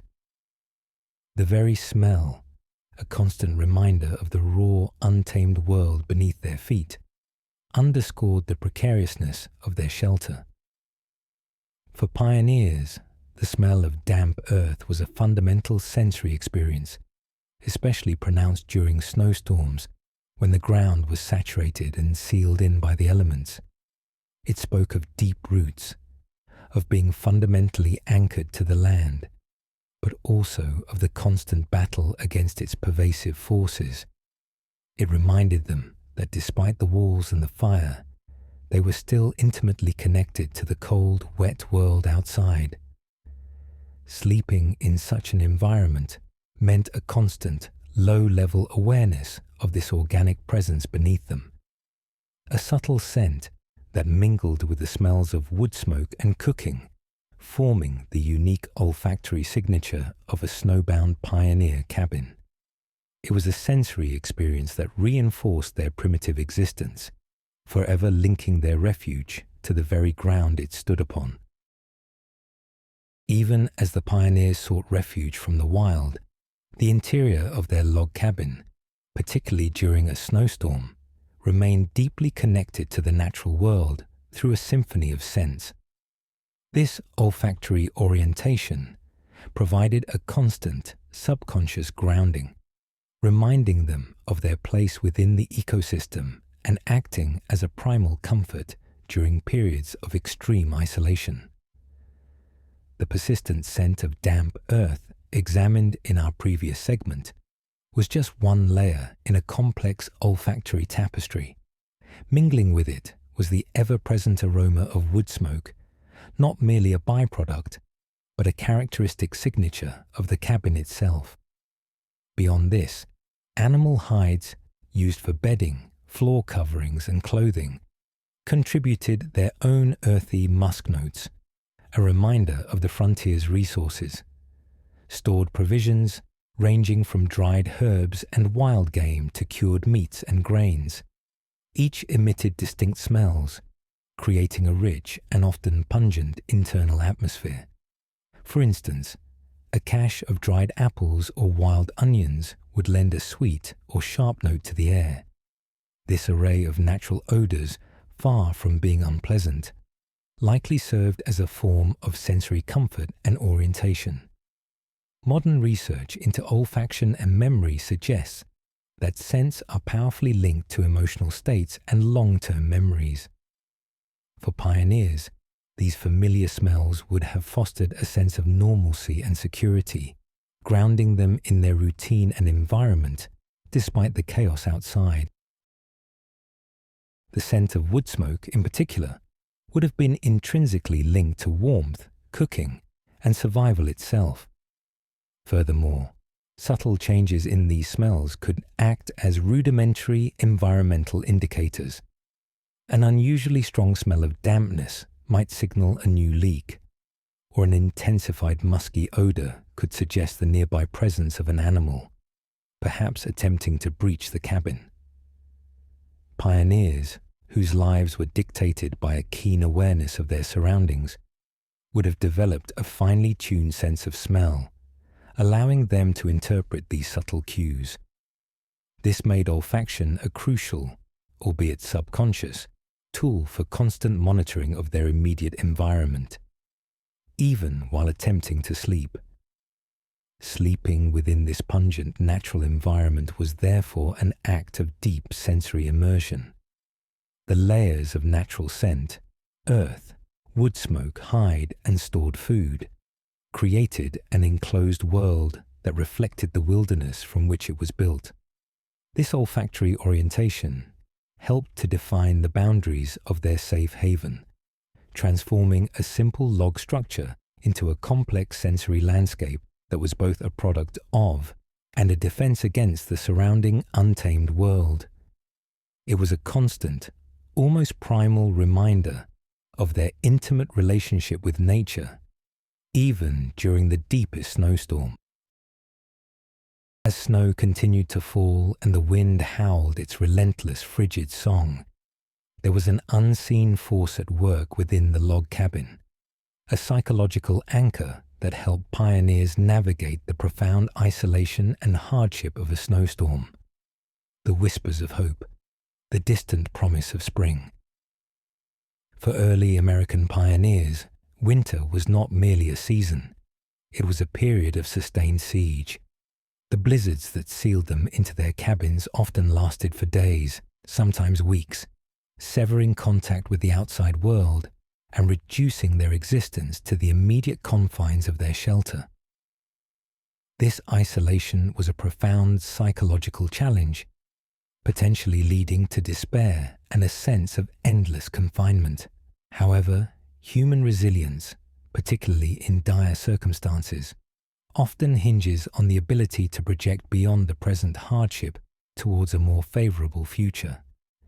This future, for the snowbound pioneer, was intrinsically linked to the arrival of spring. The lengthening days after the winter solstice even if only perceptible by small degrees, offered a tangible, albeit slow, shift in the natural rhythm. This subtle change would be noted and discussed, not just as a matter of fact, but as a source of morale. The prospect of melting snow, of green shoots, of replenished game, and of renewed travel and social interaction acted as a powerful counterweight to the immediate severity of the storm. Pioneer almanacs, often the only printed material in a cabin, provided crucial information on sunrise and sunset times, moon phases, and astronomical events. These simple facts were not just for practical purposes. They reinforced the cyclical nature of time and the inevitability of the seasons turning. Historical sources, including diaries and letters from the frontier, frequently feature references to the waiting on the spring or the longing for thaw, underscoring the deep psychological yearning for the next season. For children, these whispers of hope were often made more concrete through stories and shared dreams of future activities, planting crops, fishing, or exploring the reawakened forest. These conversations, held in the flickering firelight, served as mental escapes, transforming the cabin from a place of confinement into a vessel carrying them towards a brighter future. The sleep of a pioneer, therefore, though interrupted by cold and the storm's fury, was also underpinned by this enduring optimism. It was a sleep that carried the subtle undercurrent of anticipation, a belief that the present hardship was temporary and that renewal was on its way. The distant promise of spring was a powerful psychological balm, allowing minds and bodies to endure one more night, knowing that eventually the sun would return and the harsh embrace of winter would finally recede. Beyond the immediate physical challenges, a snowstorm also left a profound psychological imprint on early American pioneers. Surviving these extended periods of cold and isolation demanded immense mental fortitude, a resilient spirit that shaped not only their waking hours, but also the very quality of their sleep. The sustained confinement within the small log cabin, coupled with the relentlessly hostile environment outside, created conditions ripe for psychological distress. Modern research on sensory deprivation and isolation highlights the potential for anxiety, depression, and even hallucinations in individuals subjected to prolonged confinement. While pioneers were not in complete sensory deprivation, the extreme monotony and limitation of sensory input during a blizzard could induce similar effects. The reliance on oral traditions and storytelling, as discussed, offered a crucial distraction, but the underlying pressures were undeniable. Pioneers developed nuanced coping mechanisms to maintain their mental well-being. Routine was paramount. Even when snowbound, the structured daily tasks of fire tending, preparing meager meals, mending clothes, or crafting simple tools provided a sense of purpose and control amidst the uncontrollable. This preservation of routine, however simple, created a framework around which their days could coalesce, warding off the disorienting effects of unstructured time. As historical sociologist Dr. Virginia Scharf notes, the creation of order from chaos was a constant frontier imperative, and this extended deeply into the psychological realm. Faith also played a significant role. For many pioneers, their belief systems provided a powerful source of comfort and meaning. Prayer, reading the Bible, if available, and communal worship, even if only within the family unit, offered spiritual solace and a transcendent perspective that helped to contextualize their struggles. These acts provided an emotional anchor, reminding them of a purpose beyond the immediate blizzard. Ultimately, The ability to find restful sleep in such an environment was a testament to this inherent mental fortitude. It required a capacity to compartmentalize fear, to actively search for hope, and to lean into the routines and communal aspects of cabin life. Sleep was not simply a physical necessity. It was a psychological victory, a conscious surrender to temporary repose despite the knowledge of the dangers waiting outside and the demands of survival. This mental resilience, honed by generations of adapting to hostile environments, allowed pioneers to endure winter's psychological burden, emerging from the depths of a snowstorm, ready to face another day on the relentless American frontier. As the snow began to fall thick and fast, merging earth with sky, the physical world outside the log cabin dissolved into an endless expanse of white. This lost horizon was more than just a scenic transformation. It profoundly altered the pioneers' perception of their world, impacting navigation, communication, and their very sense of place. Visibility, already limited by the dense forest, plummeted to near zero during a blizzard. The driving snow created a whiteout effect, a disorienting, undifferentiated field of vision where landmarks vanished and the horizon itself ceased to exist. In such conditions, even stepping a few feet from the cabin could lead to disorientation. Historical accounts from various pioneer narratives vividly describe individuals losing their way just yards from their front door during severe snowfalls, underscoring the extreme danger of venturing out. Without compasses, and with familiar trails completely obscured, the landscape became a featureless, hostile void. This optical isolation had profound consequences beyond navigation. Communication was severed. Neighbors, even those a short distance away, became unreachable. The prospect of seeking medical help, trading necessities, or simply exchanging news became impossible. This enforced solitude amplified the psychological pressures of being snowbound, reinforcing the cabin as the absolute limit of their world. Dr.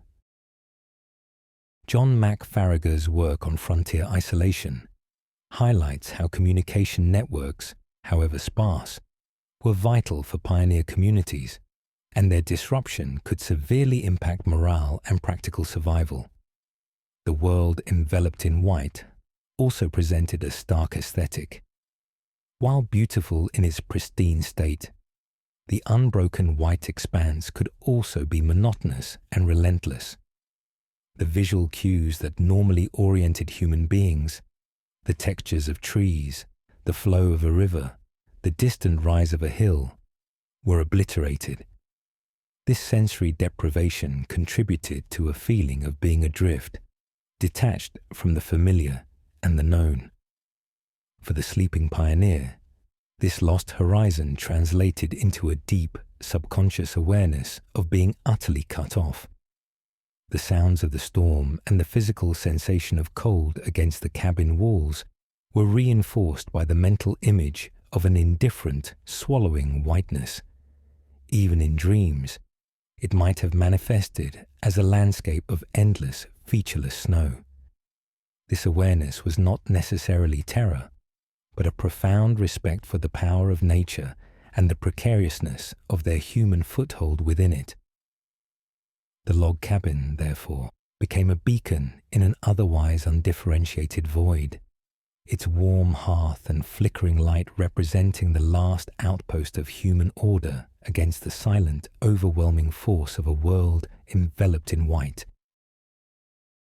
While the physical dangers of a snowstorm were paramount, the extended periods of snowbound isolation subjected pioneers to a more subtle, yet equally potent challenge: visual deprivation. The monotony of a world enveloped in white, stretching for miles in every direction, had a distinct psychological impact that permeated the very atmosphere of the log cabin. For days, and sometimes weeks, The view from the small, often papered-over windows of the cabin would be an unvarying expanse of white. Trees, fences, and even distant hills would be obliterated or reshaped by deep snowdrifts. This lack of visual stimulation, a stark contrast to the vibrant greens and browns of other seasons, could contribute to what psychologists now understand as cabin fever, a phenomenon characterized by irritability, restlessness, and a subdued mood. Human beings are inherently drawn to variety and complexity in their visual environment, and its prolonged absence can be mentally taxing. Moreover, the low, diffuse light conditions common during persistent snowfalls further contributed to this visual monotony.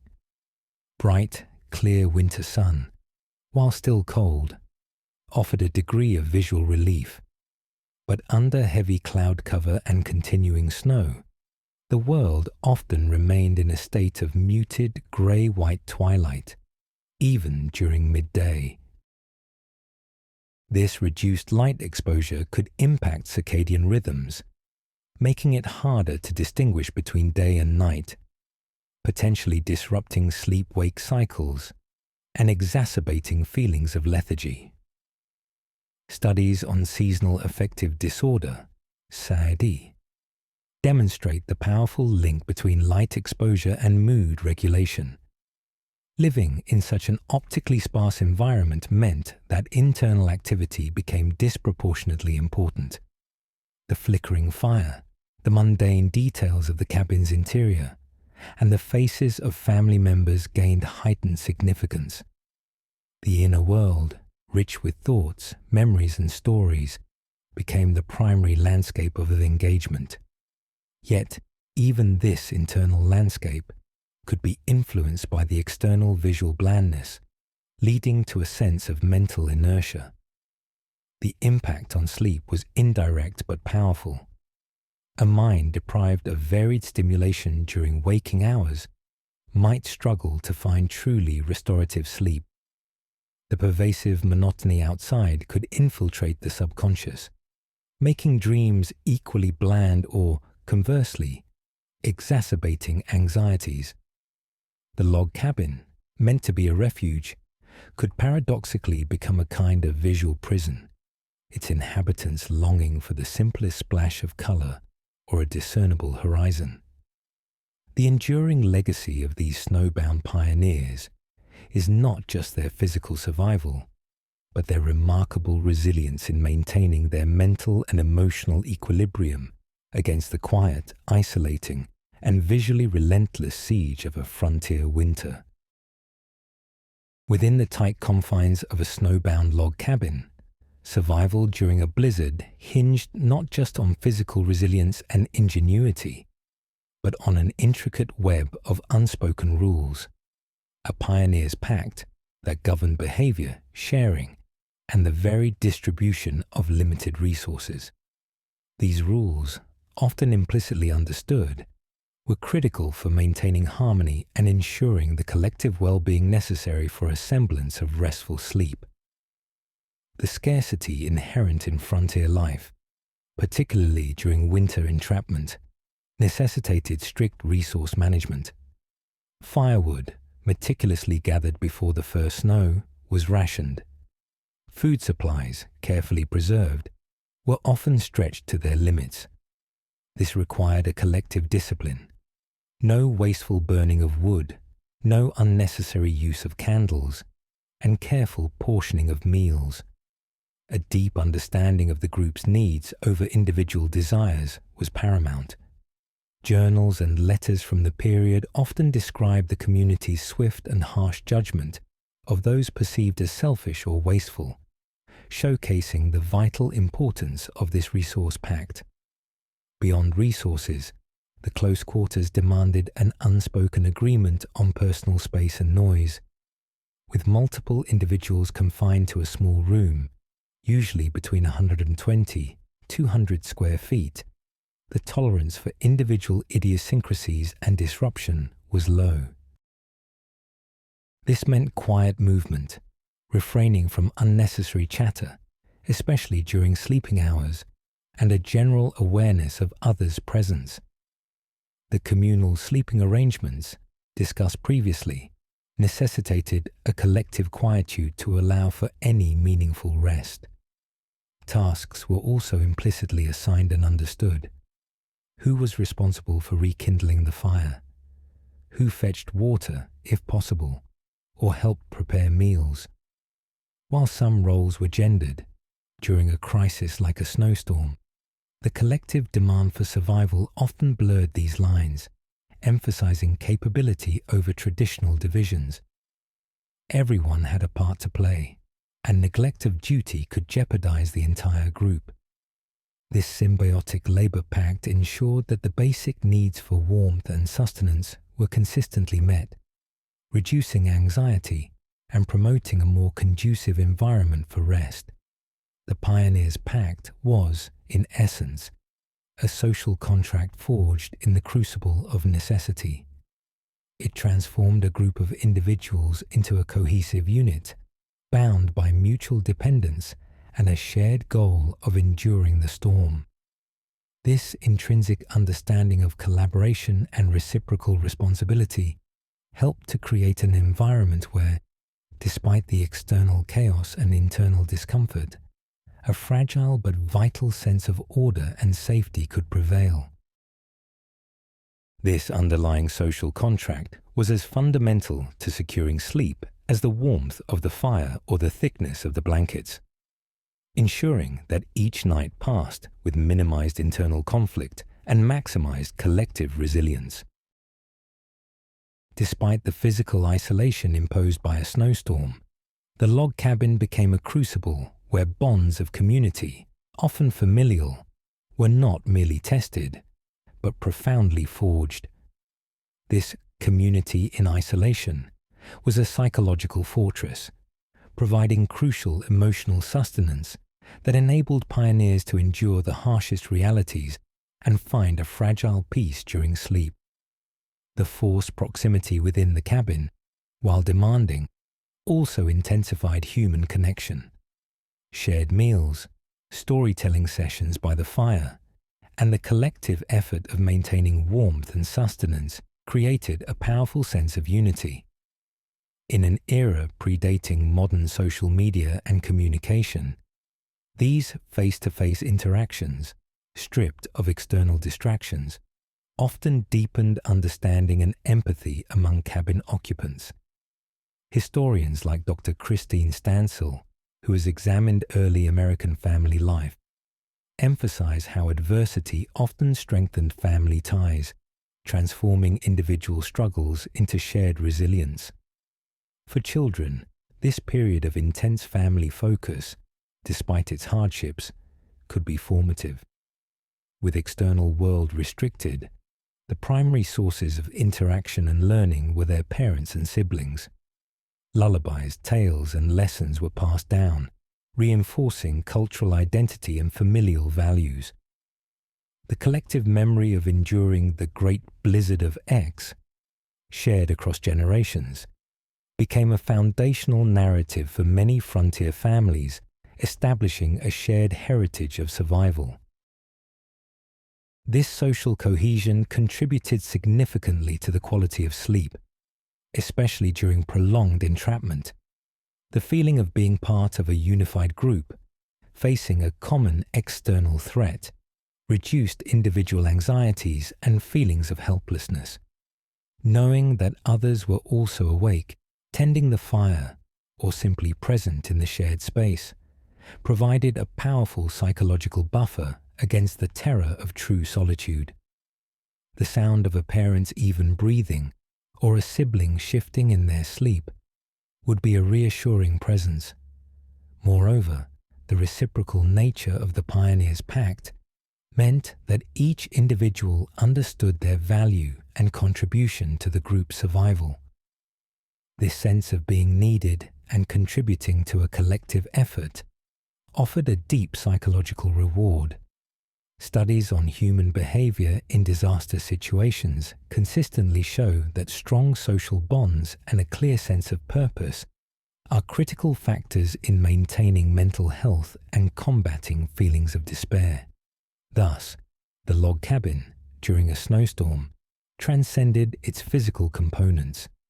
It became a living, breathing microcosm of human connection, where shared vulnerability forged unbreakable bonds. The ability of pioneers to find sleep, however fragmented, in such an environment was not simply a testament to physical endurance, but to the extraordinary power of community to provide comfort, hope, and a vital sense of belonging, even in the most isolating of circumstances. Even amidst the profound physical and psychological realities of a snowstorm, the pioneer's mind, in its deepest slumbers, would often drift beyond the confines of the log cabin, yearning for a different reality. This dream of escape, a subconscious yearning for a sun-drenched tomorrow, provided a crucial mental refuge, while the harsh conditions of frontier life instilled pragmatism. The human spirit inherently seeks release, especially from prolonged periods of stress and monotony. Dreams, as a universal human experience, provided this release. After days or weeks of a relentlessly white, cold, and confined existence, it is plausible that pioneers would experience dreams rich in contrast. Vibrant colors, warmth, abundance, and expansive, open spaces. For example, a common dream motif might involve walking through a lush green field, feeling the warmth of the sun, or enjoying a bountiful harvest, powerful images directly opposed to their waking reality. Psychological theories of dreaming, from Freud's wish fulfillment to contemporary cognitive theories that view dreams as a form of emotional processing, offer insights into this potential escape. Dreams, in this context, could serve as coping mechanisms, allowing the mind to momentarily process and counteract the accumulated stresses of isolation, cold, and uncertainty. By conjuring scenarios of warmth and plenty, the dreaming mind could offer a temporary respite, a sensory and emotional tonic to the grim reality. Moreover, the absence of varied sensory input during prolonged snowbound periods might have amplified the vividness of dreams. With waking perceptions limited to a narrow spectrum of cold, smoke, and endless white, the dreaming mind might have compensated by creating particularly rich and detailed internal landscapes. This internal theatre, unconstrained by the cabin's walls, offered an unlimited horizon, a freedom of movement and experience denied by the blizzard. This subconscious longing for escape underscored the profound impact of the environment on the pioneer's mental state. Even when the physical body was warm and safe within the cabin, the mind continued its own battle for survival, seeking out avenues for renewal and hope. The dream of escape was not a surrender to despair, but rather an active, albeit unconscious, assertion of the human spirit's need for a brighter future. It was a testament to their enduring optimism, allowing them to wake from the depths of a long, cold night with a renewed capacity to face the realities of a continuing storm, holding on to the implicit promise of better days ahead. These dreams served as a vital internal horizon when the external one was lost, ensuring that hope, much like the banked embers of the fire, never entirely died out. Beyond the vivid landscapes of dreams, the pioneer mind, even in its waking hours during a snowstorm, constructed a psychological refuge. This internal mind's canvas provided a vital solace, transforming the grim reality of confinement into an arena for reflection, planning, and imaginative engagement. With external interactions severely limited, and often no books or writing materials, the pioneer was often left with their own thoughts. This forced introspection, far from being a burden, could become a powerful tool for mental resilience.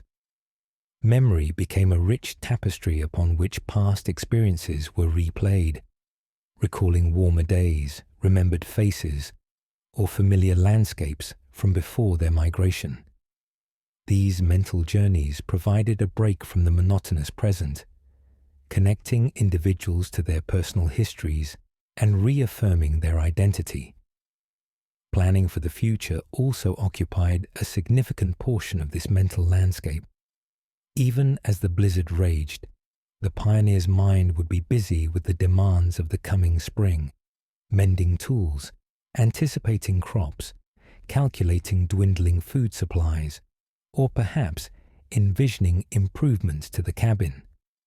This forward-looking mental activity was a crucial antidote to despair, framing the current hardship as a temporary obstacle rather than an insurmountable end. The act of mentally preparing, even if it involved no physical action, offered a sense of control and purpose. Furthermore, the mind's canvas provided endless opportunities for creativity and problem-solving.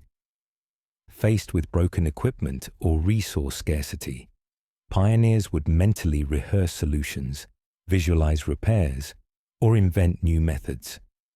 This internal innovation was a constant companion, sharpening their wits and ensuring that they were psychologically primed to act when the storm eventually broke.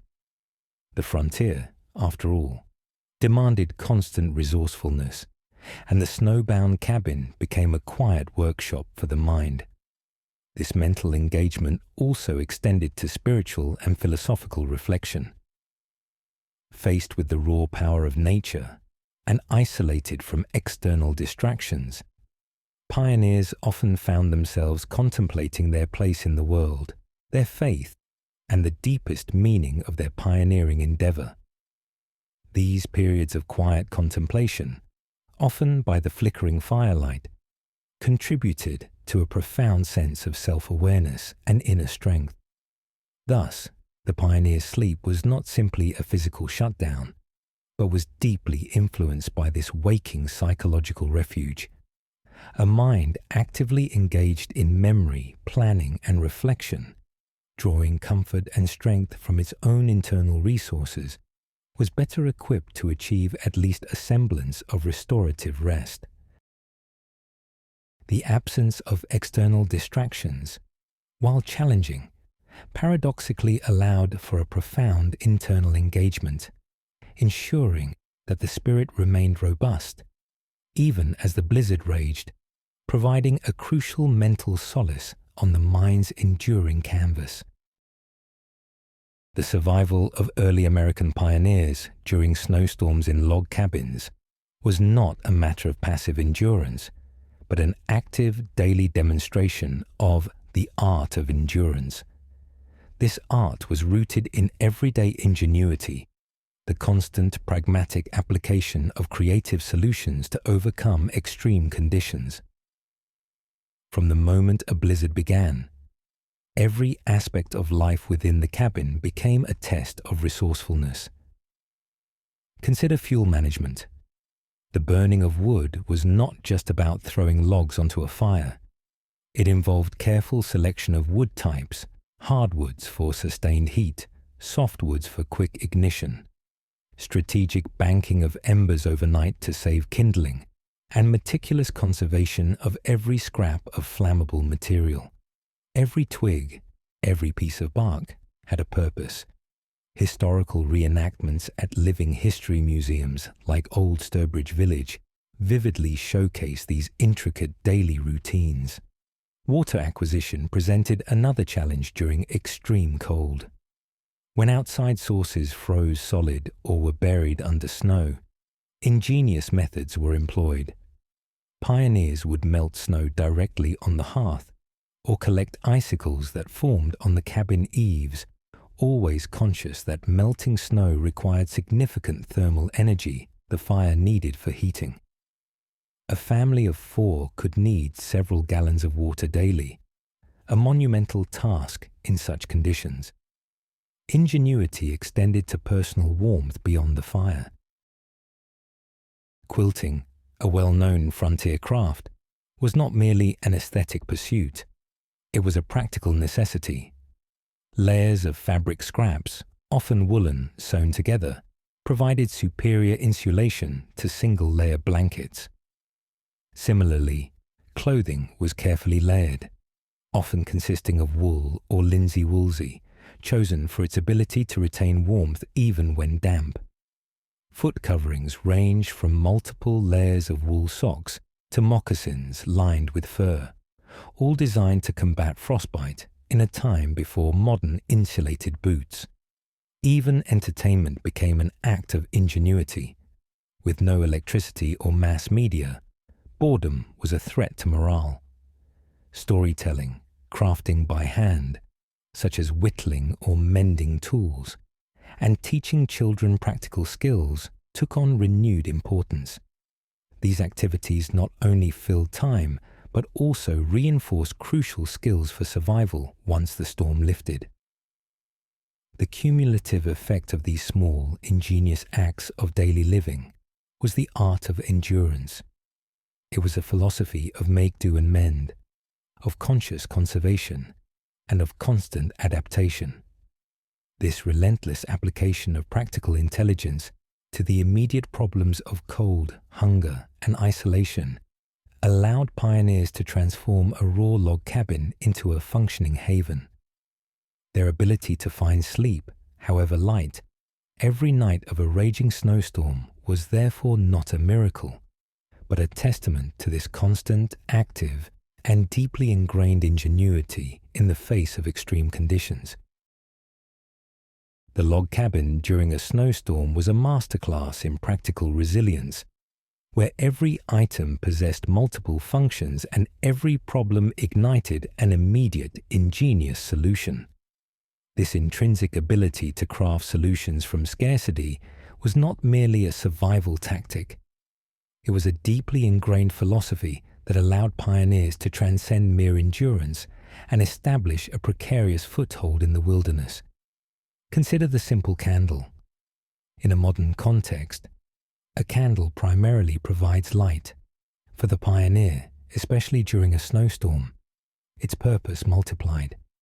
Made from rendered animal fat, tallow, it was not only a source of precious illumination when the fire dimmed, but also a small localized heat source, and even a medium for sealing minor draft around windows or cracks.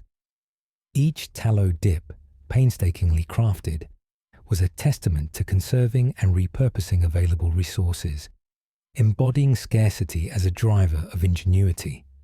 Animal hides, already noted for their use as bedding and floor coverings, also served as impromptu draft stoppers, tacked over leaky doorways or window openings. Baskets woven from local reeds or corn husks, used for storage, could be stuffed with leaves or moss and placed against drafty walls. Even the very snow that threatened to overwhelm the cabin was harnessed. Piled against the exterior walls, it became an additional layer of insulation, forming natural snow banks that further sealed and warmed the dwelling. This demonstrated a profound understanding of their immediate environment, turning a threat into a resource. Repair and maintenance during a blizzard were also acts of practical resilience. A sudden leak in the roof, a damaged chinking seal, or a broken tool could not wait until spring. Pioneers learned to improvise repairs using whatever materials were at hand. Pieces of bark, mud mixed with straw, leftover animal skins, or salvaged wood. This constant vigilance and immediate problem-solving prevented minor issues from escalating into catastrophic failures. Historical archaeological sites frequently unearth evidence of these on-the-fly repairs, showcasing the pragmatism that defined pioneer existence. This relentless crafting of solutions from scarcity forged a deep self-reliance and an intimate knowledge of their surroundings. Every tool, every material, every natural element was viewed through the lens of utility and potential.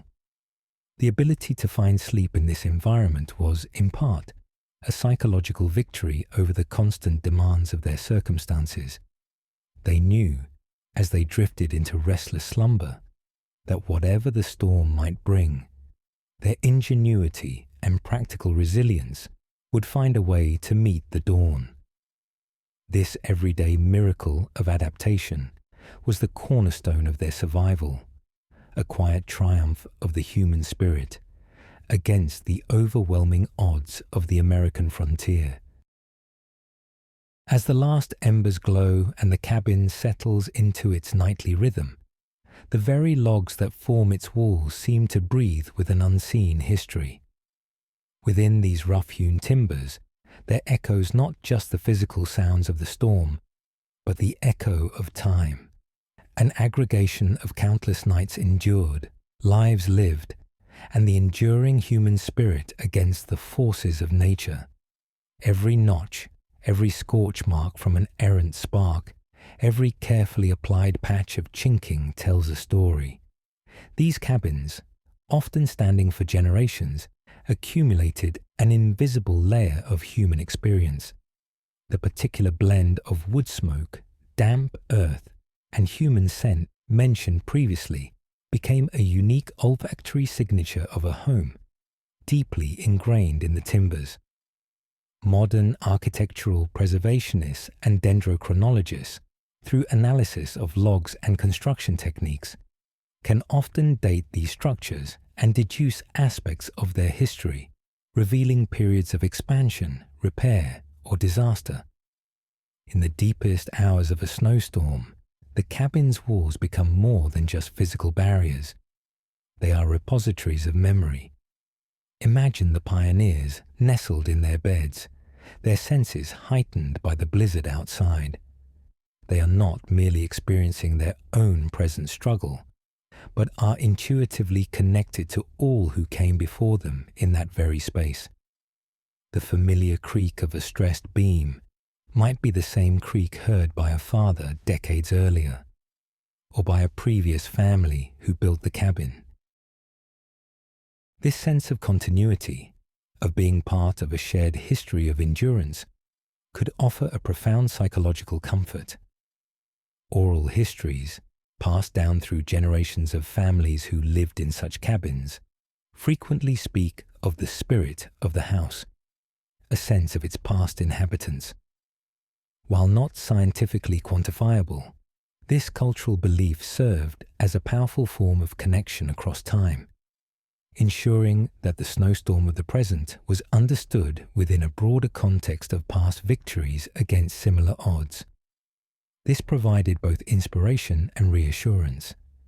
Archaeological digs at early American settlement sites continually unearth artifacts that paint a vivid picture of these domestic lives. Fragments of pottery, lost buttons, children's toys, all speaking to the daily rituals within these enduring walls. When pieced together, these remnants give voice to the unseen histories held within the cabin. For the sleeping pioneer, the cabin's walls were not silent. They reverberated with the echo of time, a constant, unspoken narrative of human persistence. This deep connection to generations of resilience, etched into the very structure around them, undoubtedly contributed to their ability to find peace, however fleeting, in the heart of a snowstorm. It was a tangible link to a legacy of survival, a testament to the fact that they were not alone in their struggle, but part of a continuous human story. The story of how early American pioneers slept through snowstorms in their log cabins is more than a historical footnote. It is a profound testament to human resilience and ingenuity, leaving behind an enduring legacy. The log cabin itself, once a mere necessity, has become a powerful symbol, the legacy of the log embodying the unbreakable spirit of the American pioneer. These simple structures, born of the forest, stood as physical bulwarks against an unforgiving wilderness and the ferocious cold of winter. They represent a primal form of shelter, meticulously crafted not with abstract architectural theories, but with pragmatic knowledge gained from generations of living closely with the land. Every notched log, every chink filled with mud and moss, every stone in the hearth narrates a story of survival against overwhelming odds. Modern forensic architecture and material science can still learn valuable lessons from the passive heating, cooling, and ventilation strategies instinctively employed in these early designs. The methods pioneers used to find sleep during blizzards, the strategic use of fire as a thermal core, the deep layers of insulating bedding, the communal sleeping arrangements for shared warmth, the constant battle against drafts, and the meticulous management of food and fuel were all intricate components of a comprehensive survival system. These were not luxuries, but necessities, each contributing to the precarious balance between life and death. The fragmented, vigilant nature of their rest reflects a continuous physiological and psychological negotiation with their environment. Beyond the physical, the cabins nurtured the mental and emotional fortitude required to face such challenges. The power of storytelling by firelight, the profound silence punctuated by the storm's fury, the collective routines, and the psychological comfort of shared vulnerability all contributed to a robust internal landscape that resisted despair. The whispers of hope for spring and the mental canvas of future plans were as vital to maintaining their spirit as the warmth of the fire was to their bodies. This holistic approach to survival, where every aspect of life was intertwined with the battle against the elements, forged a deep self-reliance and an unwavering determination. The pioneering spirit, often romanticized, is rooted in these very real daily struggles and the extraordinary tenacity to overcome them. The log cabin, therefore, stands as a physical manifestation of this spirit, a monument to adaptation, hard work, and the sheer human will to not only survive, but to build a future, even in the heart of winter's fiercest embrace. Their enduring legacy is a powerful reminder that even in the face of profound adversity, human ingenuity and the strength of community can transform a raw, untamed land into a home, where even in the darkest, coldest nights, there was always the hope of a morning.